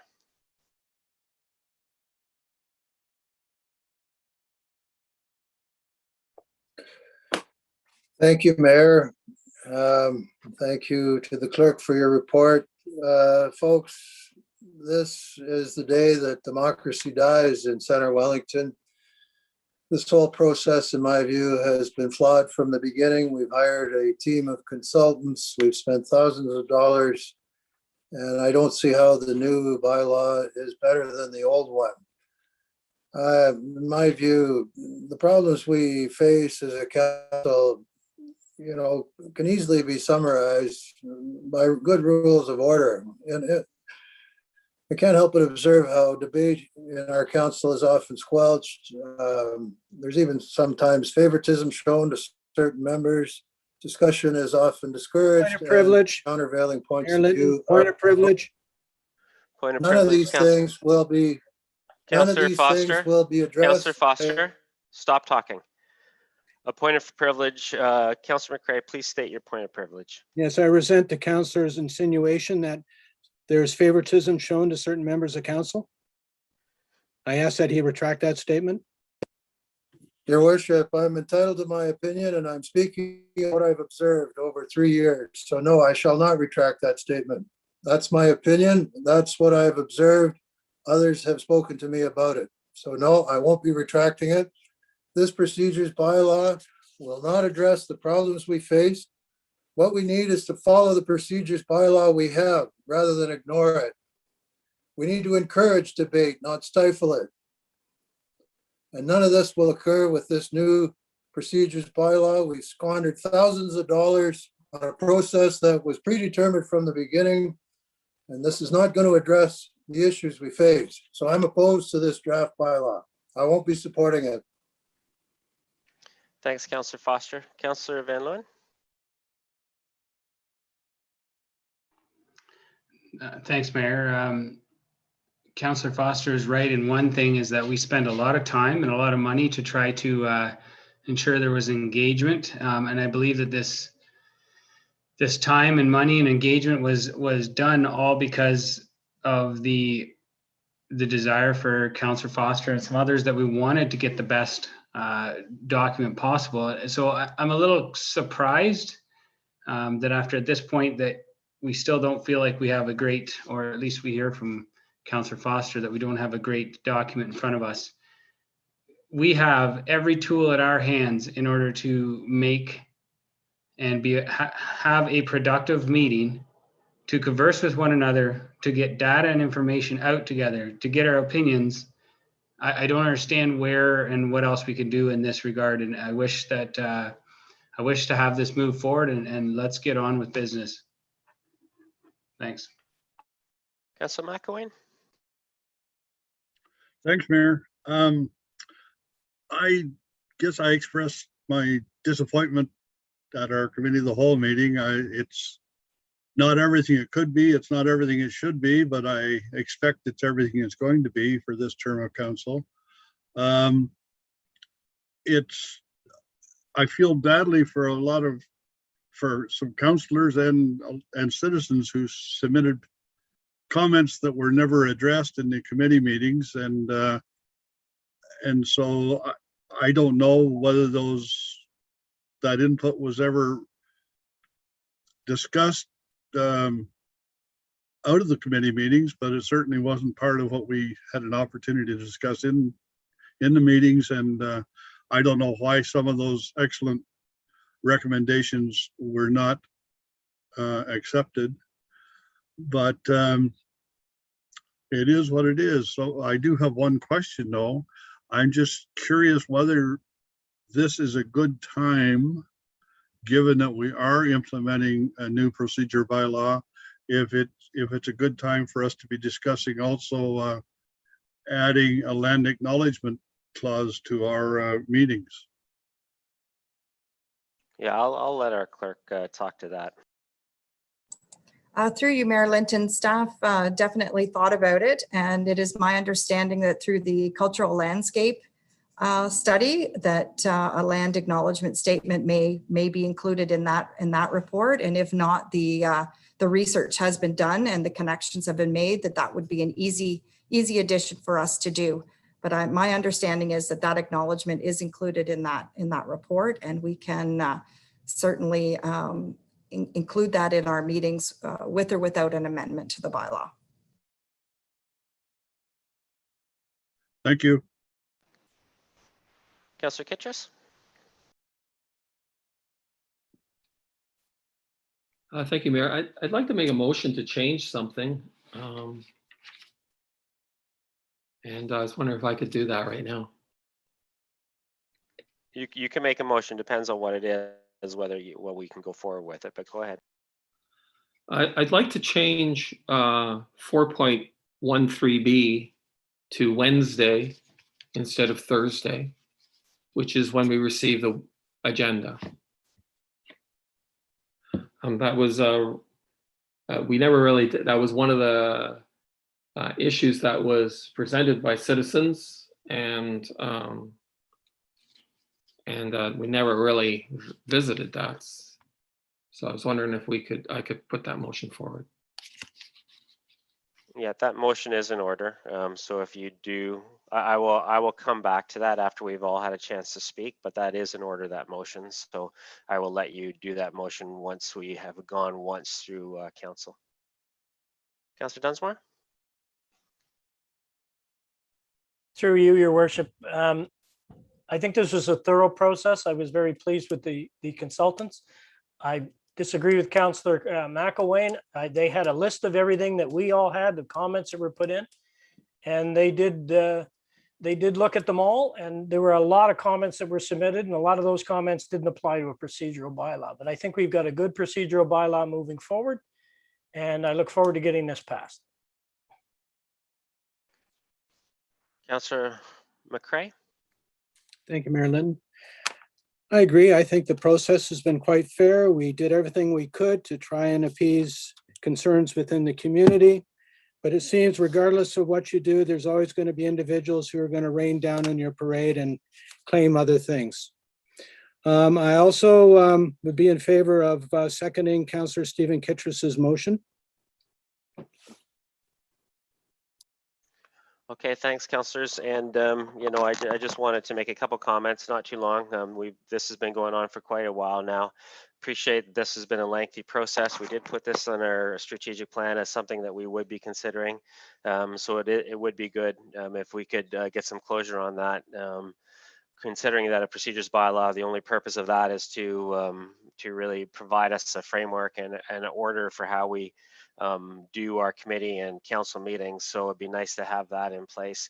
I just wanted to make a point. There's a couple comments that were made that there were comments out there and feedback from citizens that were not looked at. I take exception to that. I think we have to be clear on that every single comment, every single piece of correspondence was considered. There's a difference between being considered and being accepted. Every piece of correspondence, every piece of feedback and input was considered. And that's what the ad hoc committee was set up to do, and we did that. Just because it didn't result in changes, it was considered. And that's the whole point of public input, public feedback, is to bring things to our consideration. And then as elected members of council, we make the decisions on that. So appreciate the work that was done on this. Really appreciate that we had some outside help to make sure that at the end of the day, our procedures bylaw was actually legal, because that's important as well. And I think we got some good input from them. So that's all I have as comments. So I know we have a motion that was moved by Councillor Kittrus, and Councillor McCrae would be interested in seconding that. I see you, Councillor Kittrus. If I'd let Councillor Kittrus speak to his motion, that would be great. Well, thank you, Mayor. Before I make my motion, I'd like to make my comments. The procedural bylaw is a fundamental document for how council and committees conduct their affairs at meetings in a democratic political process. And democracy is the political system of sharing power with the public and their representatives. That sharing of power is when differing sides compromise, include parts of what everyone contributed, and try to include them in the final document. Compromise is a testament to sharing power. This was not done during this process. The fundamental reason we hired consultants from the original ad hoc committee and with Councillor Ian McCrae's motion was to go through, because the ad hoc committee was overwhelmed by the public submissions and the councillors, and to address those concerns. And this was understood that they would address those concerns and be systematic with the citizens' submissions and councillors. What happened was the procedural bylaw was a classic example and a testament of how sharing power is not enhanced, but used to give an appearance of democratic participation, but in the end, with the help of the contracted expert consultants and the ad hoc committee, where the vast majority of the ad hoc committee participants did not make submissions and very determinedly wanted to consolidate the original draft procedure for the chair and the clerk and the senior staff. The contracted subject matter experts reinforced this bias by not sharing power and gave the hired credibility to the process and admitted that they did not consider all the submissions line by line by citizens, because that was not what they were hired to do. They were hired by staff, not council, and they admitted that they spent most of their time confirming with staff And as a result, most changes were window dressing to give the appearance of democratic participation, but no real substantial sharing of power that democratic meetings require. I have some difficulties supporting this because so much effort was made by so many people, and the process was not exactly the best result. I don't believe we got the best result, and that's why I don't think I can support this, even though I would like to make the motion now of changing 4.13B from Thursday to Wednesday. The word Thursday to Wednesday. Okay, thanks for that interpretation of events. Councillor McCray, are you good to second that motion? Yes.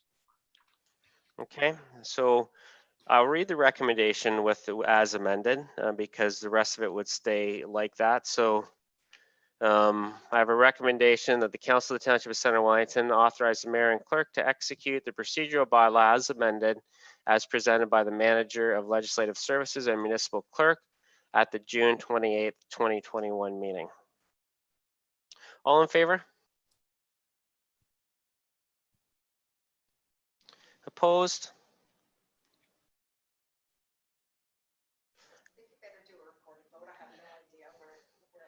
And I think I'm gonna ask for a recorded vote on that. This is an important one. Carrie, go ahead with the recorded vote. Yes, through you, Councillor Van Leeuwen, Yes. Councillor Foster, Democracy dies. I'm opposed. Councillor McElwain, No. Councillor McCray, Yes. Councillor Kittredge, No.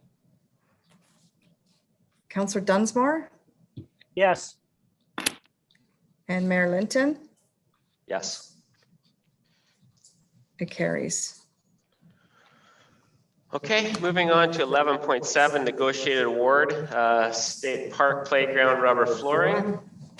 And we have a report from our Managing Director of Corporate Services as well. I see that Pat and Matt Tucker are also here for more subject matter expertise. Go ahead, Dan. Thank you, Mayor Linton. Not too much to add to this one. The rubber flooring at the State Park playground needs repairing. The cost, as per a quote received, is around $20,000. Based on tendering and procurement process rules, costs around $20,000 require an indirect quote process, but we're in a situation where there is only one provider of this specific rubber flooring to be used. So as per our purchasing bylaw rules, we need council approval to move forward with a negotiated award with Your Tech Surfaces Inc. To supply and repair the rubber flooring at the park. Thanks, Dan. Any questions about this one from council? Councilor Dunsmore? I guess it's for Pat. If these are the only guys who do the rubber flooring, did they do the original flooring on this park? Can I defer that to Matt, please, to answer that question? Yes, they were the original contractor that did the rubber flooring. Councilor Dunsmore? And it just seems to me this park isn't that old. So of course, my memory slips. It might be older than I think it is. Is there a warranty that comes with this product? Are we outside that warranty? Yes, that's correct. We're outside that warranty. Okay. Yeah. Okay. Councilor Foster? Thank you, Your Worship. I'd like to speak in favor of this motion. This park went in, I believe, in 2011. I'd like to give a shout out to the Fergus Elora Rotary Club as well as Andy Spears for their work on this project 10 or 11 years ago.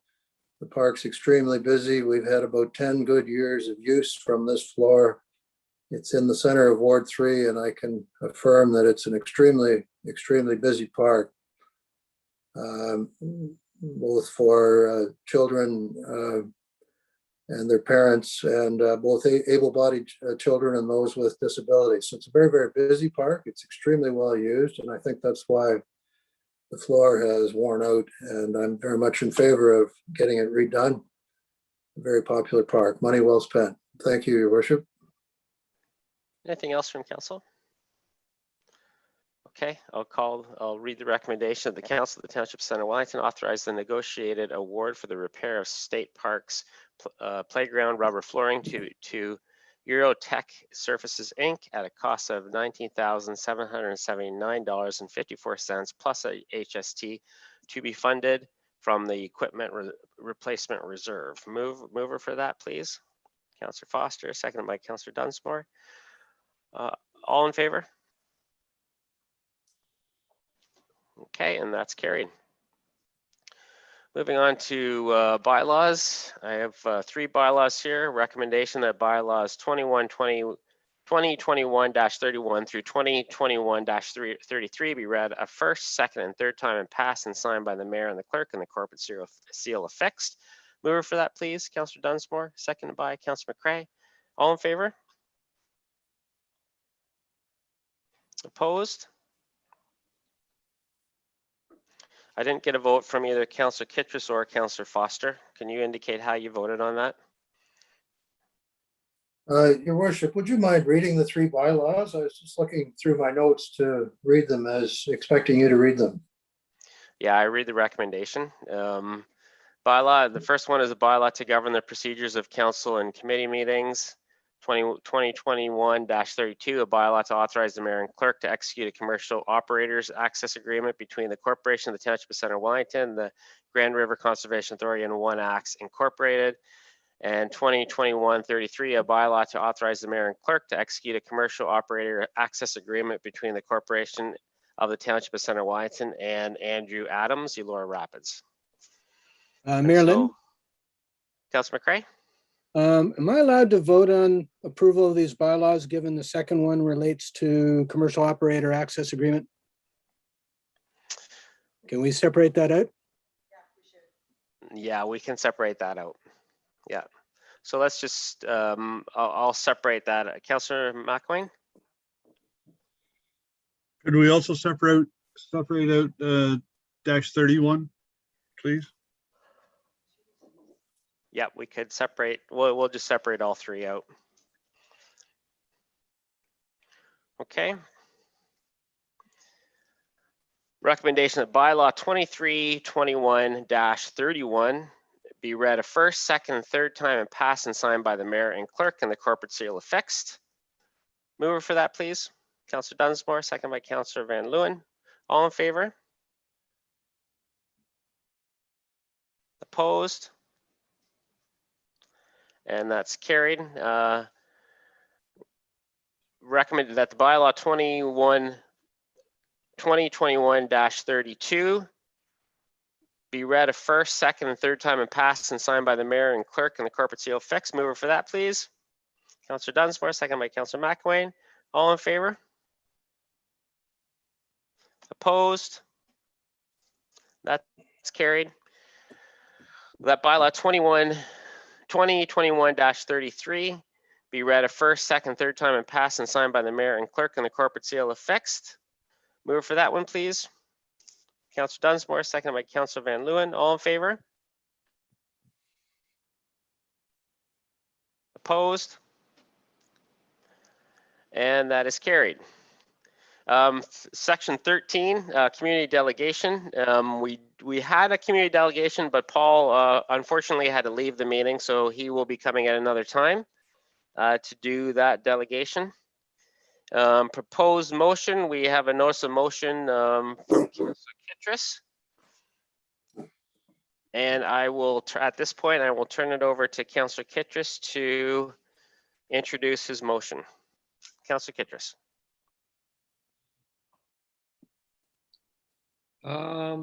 Thank you, Mayor. This notice of motion is for a presentation of a non-profit cooperative option for attainable housing. And whereas the strategic plan for Centre Wellington has attainable housing as a priority for the years of 2018 to 2022, and whereas the Healthy Growth Committee prioritized attainable housing as their main focus in the presentation in the April 2021 that passed unanimously, I now therefore the Council of Centre Wellington should allow a presentation by Peter Cameron of Ontario Cooperative Association and Mike Labbe, President and CIO of Home Opportunities Nonprofit, to Centre Wellington Council and the Healthy Growth Committee of Centre Wellington. And further, if approved, it will be in the month of July and be a maximum of 30 minutes for the presentation and questions. So, after the April meeting, when citizen delegations were recounted, three citizen delegations were recounting their housing struggles, and the county representative, Janet Burns, gave a discussion of what attainable housing was and the attainable housing report from the county.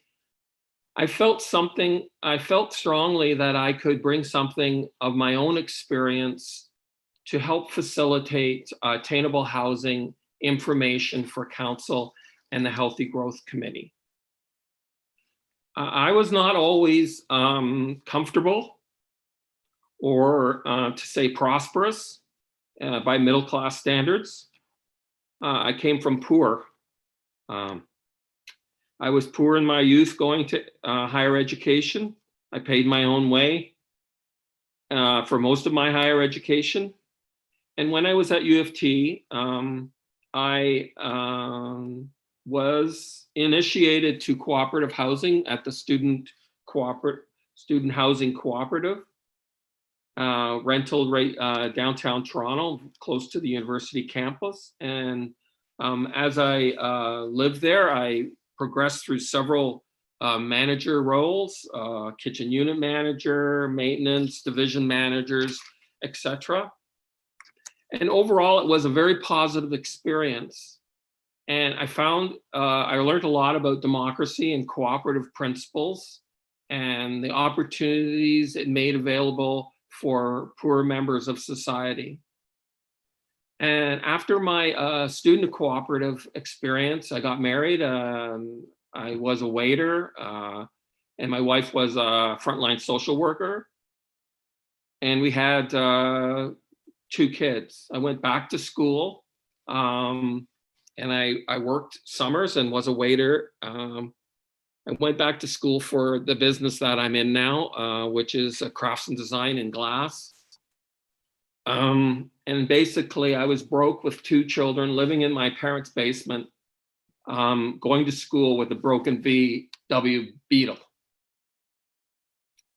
I was given an opportunity by my parents to buy into an equity co-op in Etobicoke.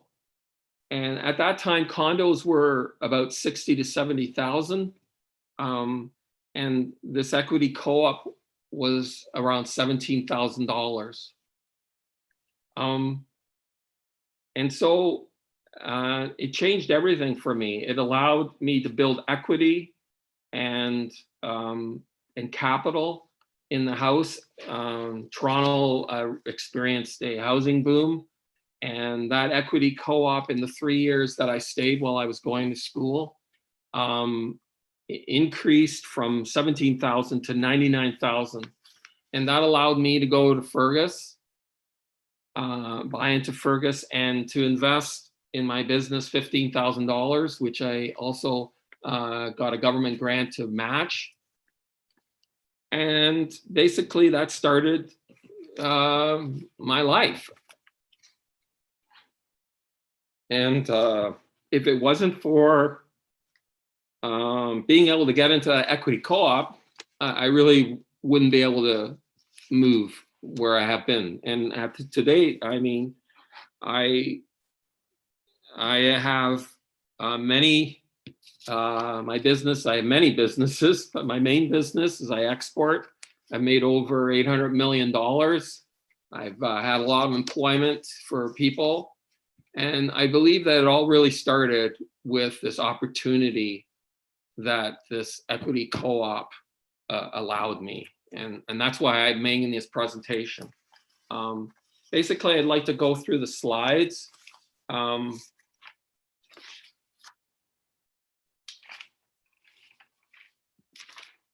first slide here, basically, I reached out to, after the meeting, I reached out to the cooperative in Guelph, the association, and they sent me to Mike Labbe, who has done this Home Opportunities. This Home Opportunities is a huge venture for ownership of housing. And so like people that may be familiar with cooperatives as rentals, this is actually a new thing that they've been really working on and developed to help get people out of poverty and the cycle of not having any ownership. And they found that ownership helps build people, working people, workforce housing, and it allows them to get out of that cycle of poverty and move up. And that's why I thought it was good that I would just allow council to maybe, if they vote for this, to allow them to have that opportunity to listen to. They have vast experience. They're very organized, and they use this first slide here is where these are all their partners and how they work together as a cooperative. The next slide, if I could put that one up. Basically, the next two slides, but I'll talk to this one first. This one is basically it's an example of something they did in the GTA area, and it's basically 600 square feet, and it just shows how they can do lower costs. So this is from the construction aspect, and slide 3, which I'd like to show, if you could do that. This one here, I think, is very, very important, because when we are doing this attainable housing, it's not just about increasing the supply. We have to have it so that you can afford even the payments. And this one here, I feel, is very, very good explanation of how you could have a market value of 520, purchase this, and through the construction of this cooperative opportunities and on all the financing that they do, you can carry that house for $807. And I mean, that's phenomenal.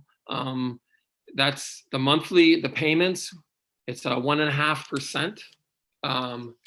And they can secure that. And it's basically $520 for the mortgage payment, and $286 that they've worked out, like. And so this is how they're able to do that. If you could move to the next 3 slides. Oh, this is the rent to own, sorry. So a lot of times you don't have that initial amount of money. And so they have a program for a rent to own. So if you want, you apply for it and you qualify, you rent, and then they hold that you're in the program, and then eventually when you've secured enough income through Meridian Credit Union, and you've done, they transfer over the ownership to you. And I think that that's a phenomenal program for those that are working poor. And I mean, they can explain more of it, but those next two, I think there's 3 slides in this thing. You can move on, please. Yeah, so it just talks about the responsibilities here. And then the last slide, if you could move there. So these are the protections that you can have. So basically, if you do the minimum amount, you can go from a renting to own, then own, but then as a result, you can also pay off the loans, the other loans that were listed, and then you'll have more ownership percentage. So the next 2 slides, they show, so let's say after 10 years, this market value, this is what we showed on slide 3. If you can show the next slide, over 10 years, with 3% increases, the value is increased. So the security is increased. The ownership is still not like the full amount, and a lot of the amount is in the other parts of the financing.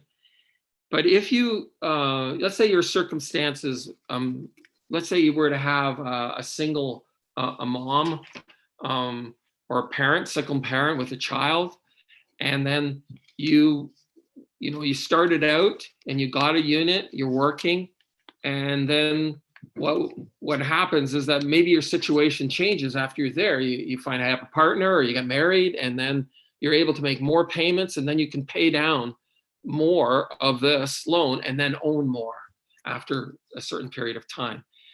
The whole program here is not for speculators, is not to have as many units as possible, and then it's for really the working poor and the working workforce. And those seem to be the people that, in the presentation in April, they're the ones struggling, and they're the ones that need the help. This proposal, I asked a bunch of questions.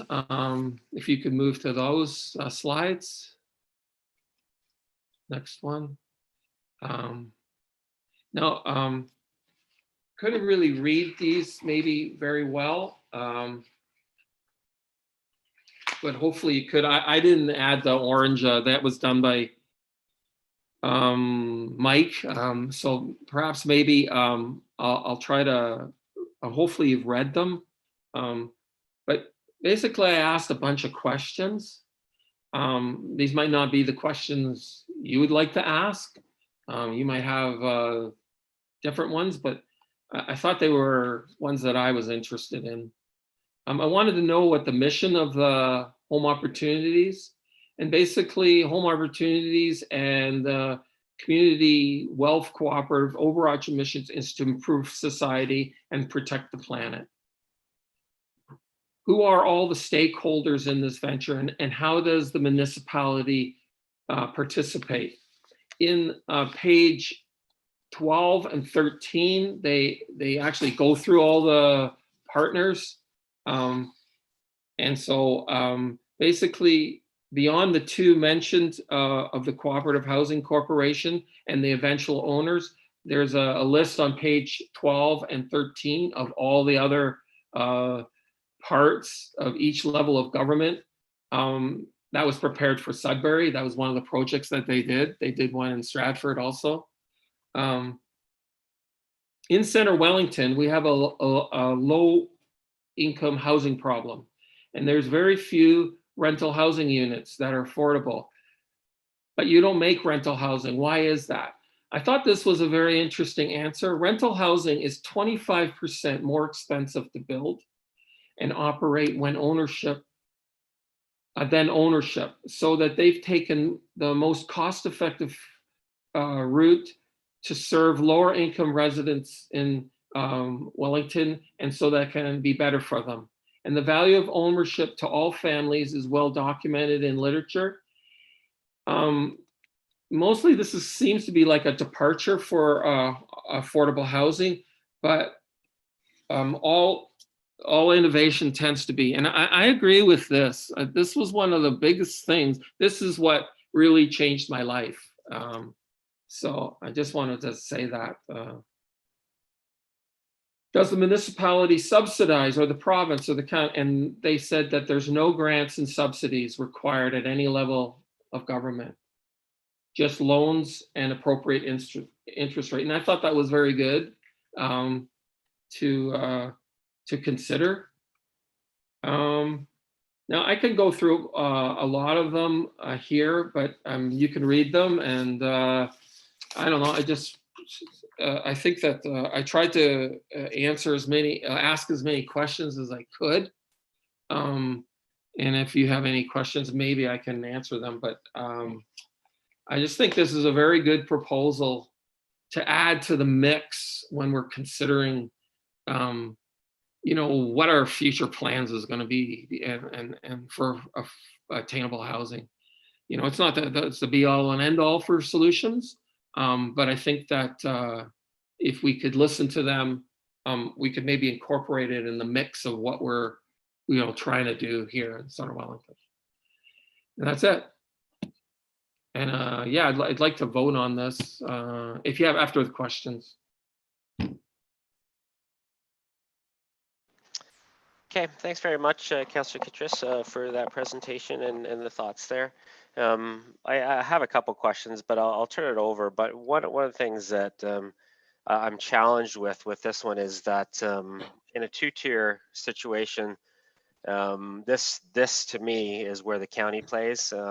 They're the ones that are in charge of all housing initiatives.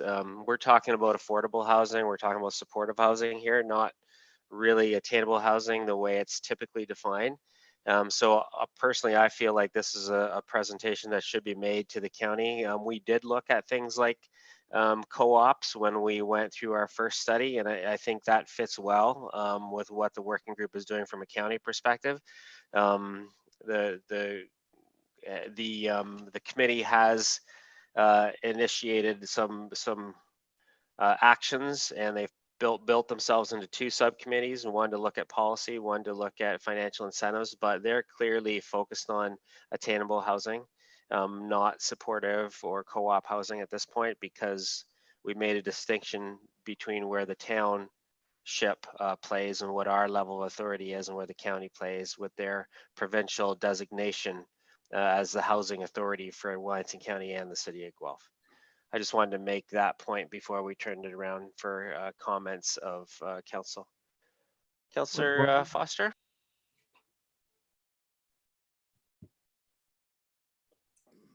Thank you, Mayor, and thank you, Councillor Kittredge, for an interesting presentation. First of all, Mayor, I would be willing to second Councillor Kittredge's motion that we take a look at this, notwithstanding what you just said, Mayor. I have lived in Ottawa, as well as spent a lot of time in downtown Toronto, and co-op housing was and is very common there. And in particular, Councillor Kittredge spoke about, I believe, the 70s and 80s period where he participated in this. It seems that when the housing market is extremely strong, like it is today, this is when co-op housing becomes a viable option. And so I think we owe it to ourselves to at least take a look and learn more about this, understand it more fully. And I'm in favor of hearing such a presentation as the motion indicates. I do have one question, Mayor, for Councillor Kittredge. Steve, could you help us understand the financing there? I noted with interest some of the financing, some of the papers held by CMHC. I believe, going from memory on your slide, there's 160,000 out of the 520 that's held, I think it said community, there's a referral to the community. I'm wondering if it's the co-op, the housing co-op that holds that paper, or whether it is CMHC. Maybe you can clarify that for us, Councillor Kittredge. It's a very interesting proposal. Yeah, we'll go around the room, and then Councillor Kittredge might have other questions. I'm anticipating that if there is a presentation, that's when those questions would be responded to. Councillor Van Leeuwen? Thanks, and through you, Mayor. Yeah, I do find this very intriguing and interesting as an option for housing.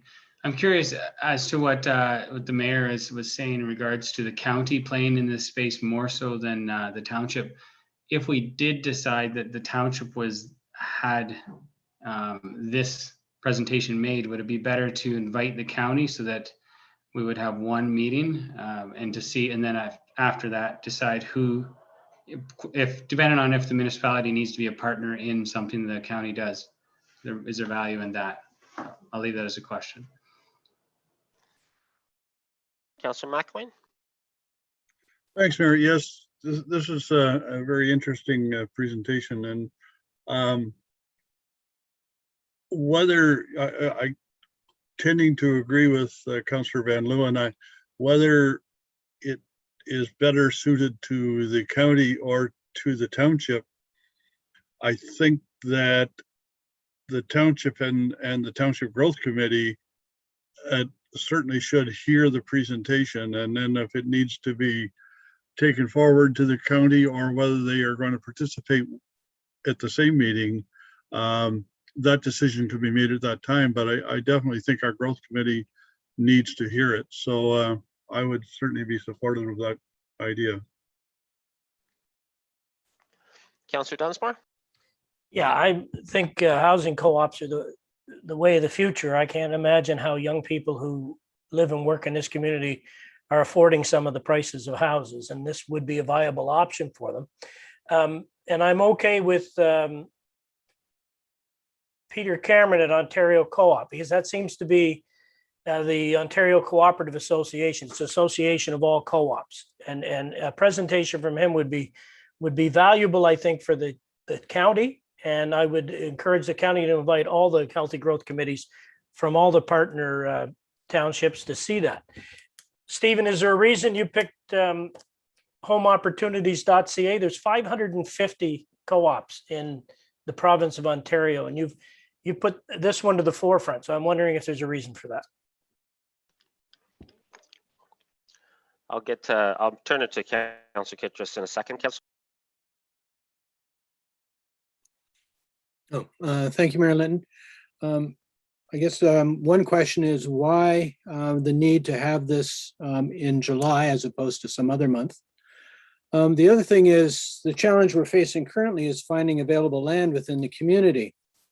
So I'm wondering, could the city investment be the land, in which case perhaps with construction of the new operations center, some of our existing properties such as the Pilkington office and works garage could be used for housing. Just an idea I'm throwing out there. Councillor Kittredge? Thank you, Mayor. I'd like to first address what you've said. After that meeting in April, there was an article which I also shared with all the council, and I shared it with Jana Burns, and she said she saw that article. And I'd had a meeting with Peter Cameron and Mike LaBay that afternoon. Then I had talked to her, and she was very, very encouraged and was interested very much in this, because she noticed that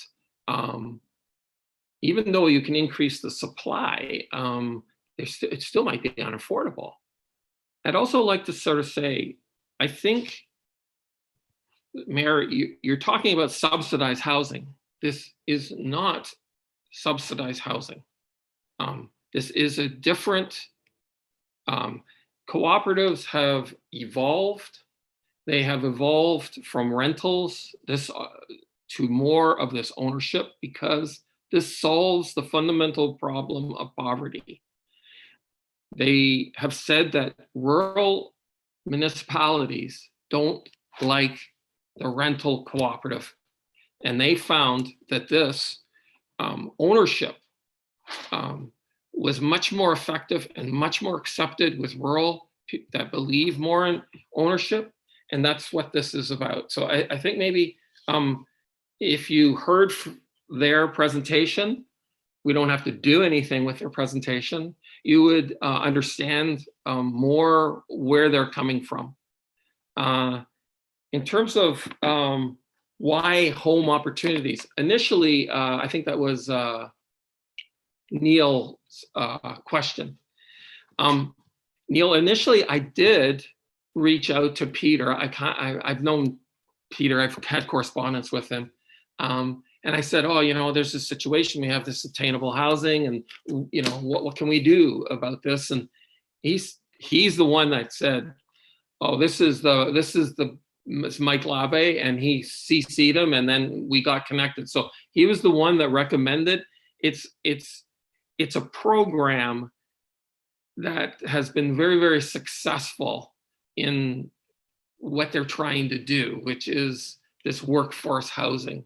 And they found that the shift to this from rentals to this more ownership was a significant help to the workforce that are lower income. It was significant, and that's why they've switched. And this home opportunities is just one wing of that, of the obviously cooperatives. The Cooperative Association does all sorts of cooperative business and all sorts of farms, insurance, you go on and on and on. Newspapers, cooperative newspapers, they do all sorts of stuff, and it's a whole cooperative bridge. But this home opportunities was suggested by Peter Cameron, and that's why I included it in it. And so that's sort of that.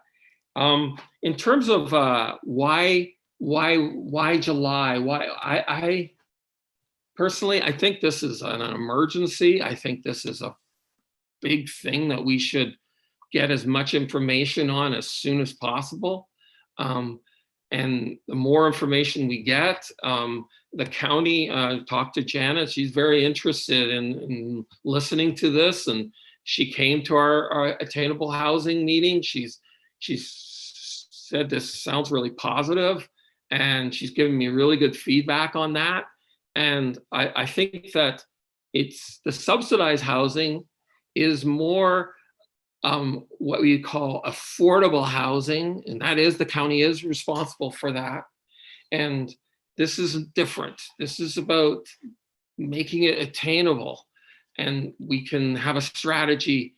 And it's just one, it's not the whole strategy, obviously, but I feel that we should just listen to this, to these presentations. You know, if you see, I think that would be very helpful in how we build our thing. And the county, they are very interested, as I could say. I'm not sure if I answered all the things there. Oh, the land.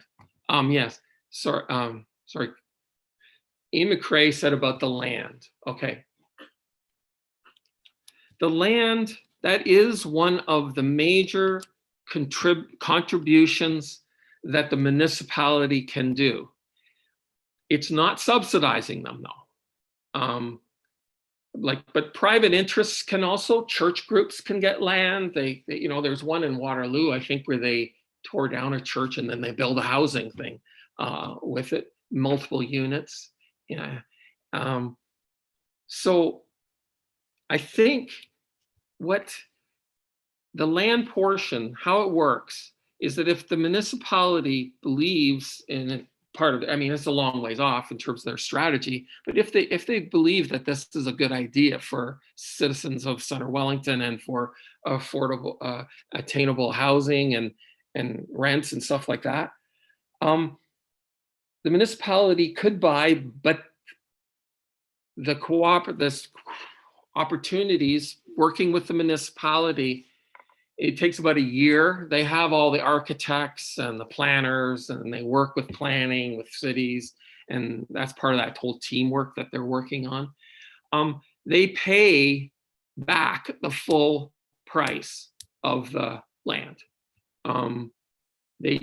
What they need is they need like a year, and when the construction starts, then they pay it back. So once they put the shovels to the ground, then they pay back. And that's kind of like what we kind of do with a little bit of our economic development. When there's development charges, we defer them till, we make sort of deals because it's a burden, and then we let them pay them back, and we have time. But this cooperative housing, once they get the contracts and they've worked with the municipality, they pay back the full price of the land. So anyway, yes, this municipality can participate by providing land. And their suggested thing is they do have different cooperative projects, like, in different places. They like to have about, like, the ideal is like 5 acres, like to kind of start on, but they've done smaller ones. And when they do those, it's not all low income housing. It's a mixed community, and they have a proportion. So it's a balanced mixed community. They can explain it much better than I do, but anyway, that's part of the contribution. And I just feel, in terms of July, I think we should just get as much information in the beginning. The county's interested, and that's, I try to answer the questions. If they have any more, I can answer them if I could. Anything else from council? Councillor McCray? Just a suggestion to the community. Years ago, I worked on a project in Toronto that involved a church that decided to use its property for a multi-story residential complex. So the church was torn down and a multi-story building was put in its place. So that could be something that local churches, if they were interested in maybe expanding their facilities and wanted to also help with the housing, they could look at a multi-story structure with the church on the main floor and then have residential up above. And that worked quite effectively in Toronto. Councillor Dunsmore? Actually, I guess my question would be for yourself and Councillor McCray. Is the Healthy Growth Committee considering this, or do they view it outside their scope? I can't speak for the members of the Healthy Growth Committee. I never want to do that, but it is outside the scope of where they've identified they want to go. They've met with developers and builders from the community. They've initiated a series of actions based on recommendations that came out of the county's report that are within the sphere of the township and outside the sphere of the county. So they have a policy subcommittee set up to look at policy incentives. They have a financial incentives group to look at what we can do from a financial incentives perspective. And both those subcommittees have work plans right now that they're working on. So this would fall outside of where they've determined they want to go. I'm not surprised that Yana from the county is interested, because this fits within the county. Yana is just for people's information, Yana is the Director of Economic Development for Wellington County. And this, in my opinion, this is a county initiative, and I think the county would be interested. And as far as the way the notice of motion is worded, I'd prefer this to be worded to go to the county, because that's where the county is looking at already. They've looked at co-ops as a way to have sustained housing that's at an affordable rate. They've looked at that already. So this would fit into what they're doing already. The way it is right now, it would fit outside of where the attainable, or where the Healthy Growth Committee and their subcommittees have indicated that they see the potential for quick action when it comes to recommendations back to council. This would be something that comes out of left field for them. But I'll let Councillor McCray also speak to that. Councillor McCray? Again, I can't speak for all the members of the committee, but I'm aware that there are some, including myself, who would be interested in hearing more about this, just because we want to keep a broad understanding of what is going on out there in the building community and what things are possible and whatnot. But I agree with Mayor Linton that we did make a decision that the county would look on a certain aspect of construction, and the healthy growth would focus on another area. So I'd say put it out there and see who's interested in wanting to attend.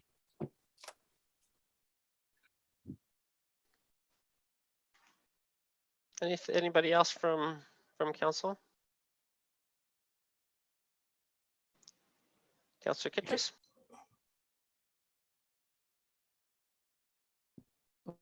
Thank you, Mayor. I think that this is just about more information for our healthy growth and for our municipality. It's not about subsidizing. It's not about getting grants from, they have a whole way of doing this. It is home ownership. It is not rentals, but you do have the rent to own program. I think this would be very, very valuable for the healthy growth to just listen to. I recommend that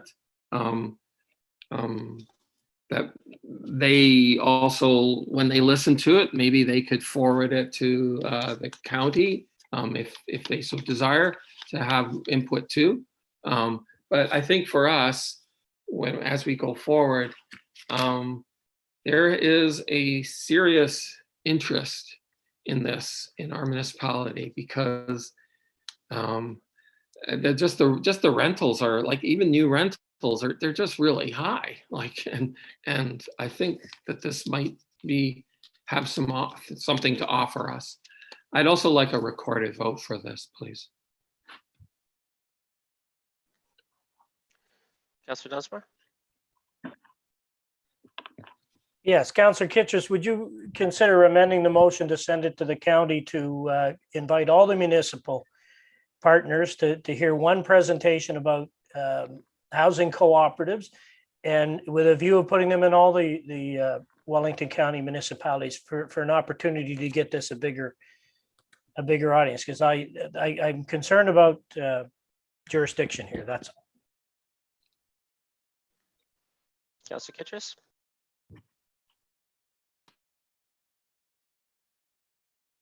You're on mute, Councillor Kittrus. I would like to leave it as it stands because it's just information. I think that we could invite the county and they can have their inputs into it too. The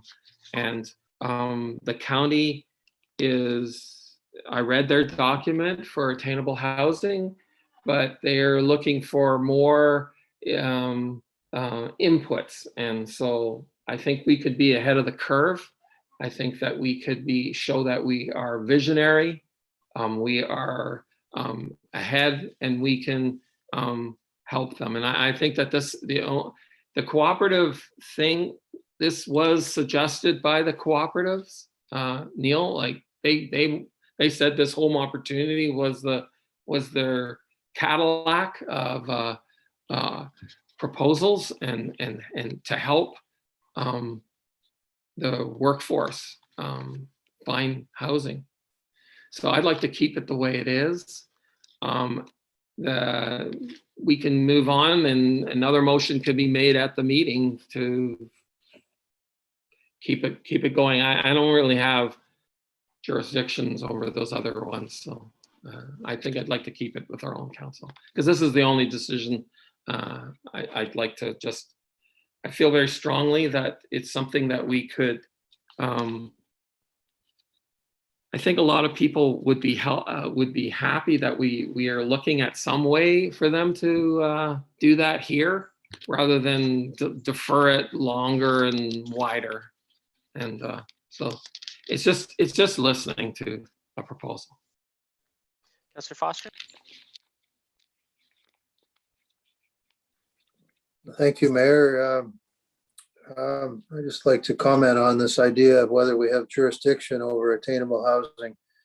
or not, or whether it's a county matter. In my view, we entered into this space when we struck a healthy growth committee to look at attainable housing. Now here we have an option to do exactly that, and we're arguing that we don't have jurisdiction on it. That to me doesn't square up. I think Councillor Kittredge has made the point that this is a way we can learn about co-op housing, and I really think we should do that.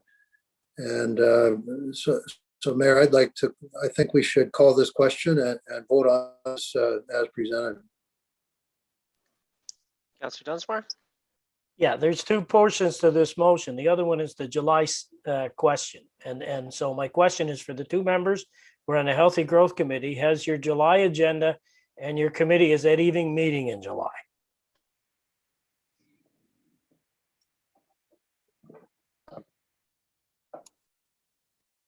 I'm just going to verify that. There has been some changes. Just a second.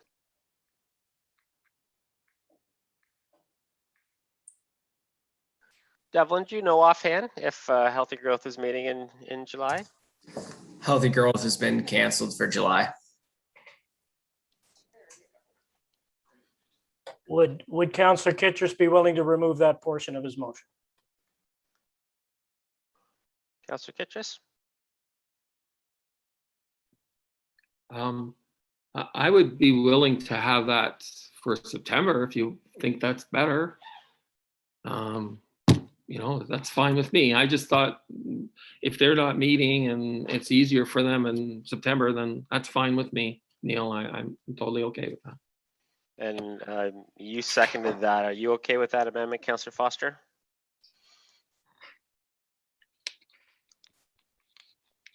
I think we as a council need to learn about and hear about co-op housing. It's common in big cities. It addresses a problem we ourselves have declared. Point of order. We face. Councillor Foster, no, I'm not in Councillor favor. Foster. No. I Okay, think we there we should deal go. with it.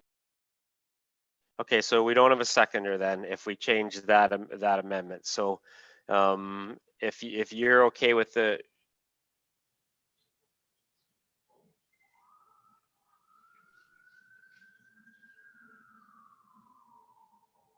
Point of order, Mayor. Point of order. yeah, sorry, I was just conferring with our clerk to find out because now we don't have a. Point of order, sir. What's your point of order, Councillor Foster? My point of order is we have a motion on the floor, which I seconded, and I've called the question. So we need to call the question. No, you've asked me to call the question, and that hasn't happened yet. It's not the way things work. Okay, so we have let's just cut through for a minute. So we have Councillor Kittredge would be recognizing the difficulties in scheduling something within the month that the notice of motion is. Councillor Kittredge has made a modification recognizing that this is an important topic to move this to September. So he's moved that. Do we have a seconder for that amendment? Councillor McCray, okay. Any last comments about that? And we are going to be doing a recorded vote as well. Any last comments about that? Councillor Foster, is it something new, hopefully? We as a council have entered into the space of attainable housing, so we need to learn about one option, and so I'm in favor of doing so.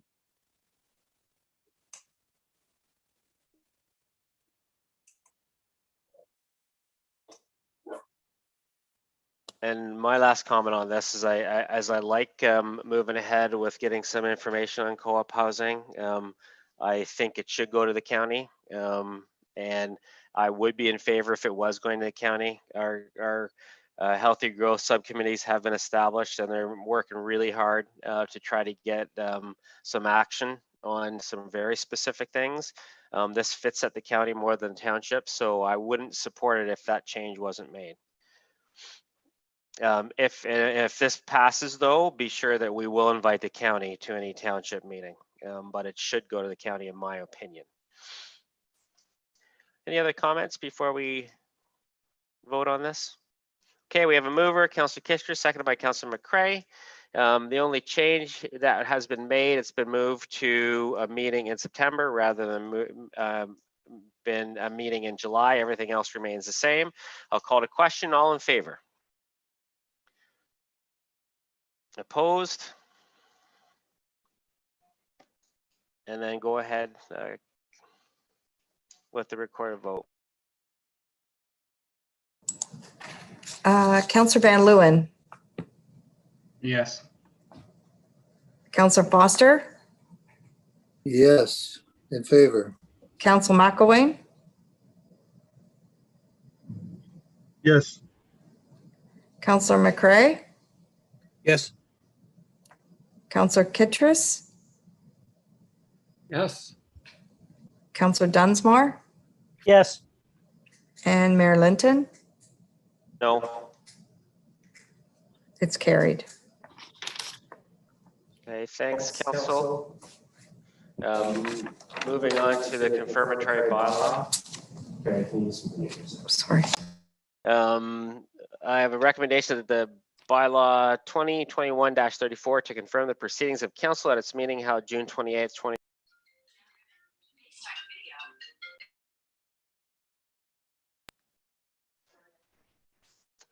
I have a recommendation that bylaws 2021-34 to confirm the proceedings of council at its meeting held June 28th, 2021 be introduced the first, second, and third time and passed in open council. Mover for that, please.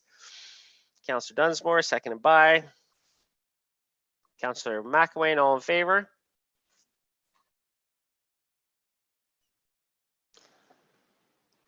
Is Councillor Foster still here?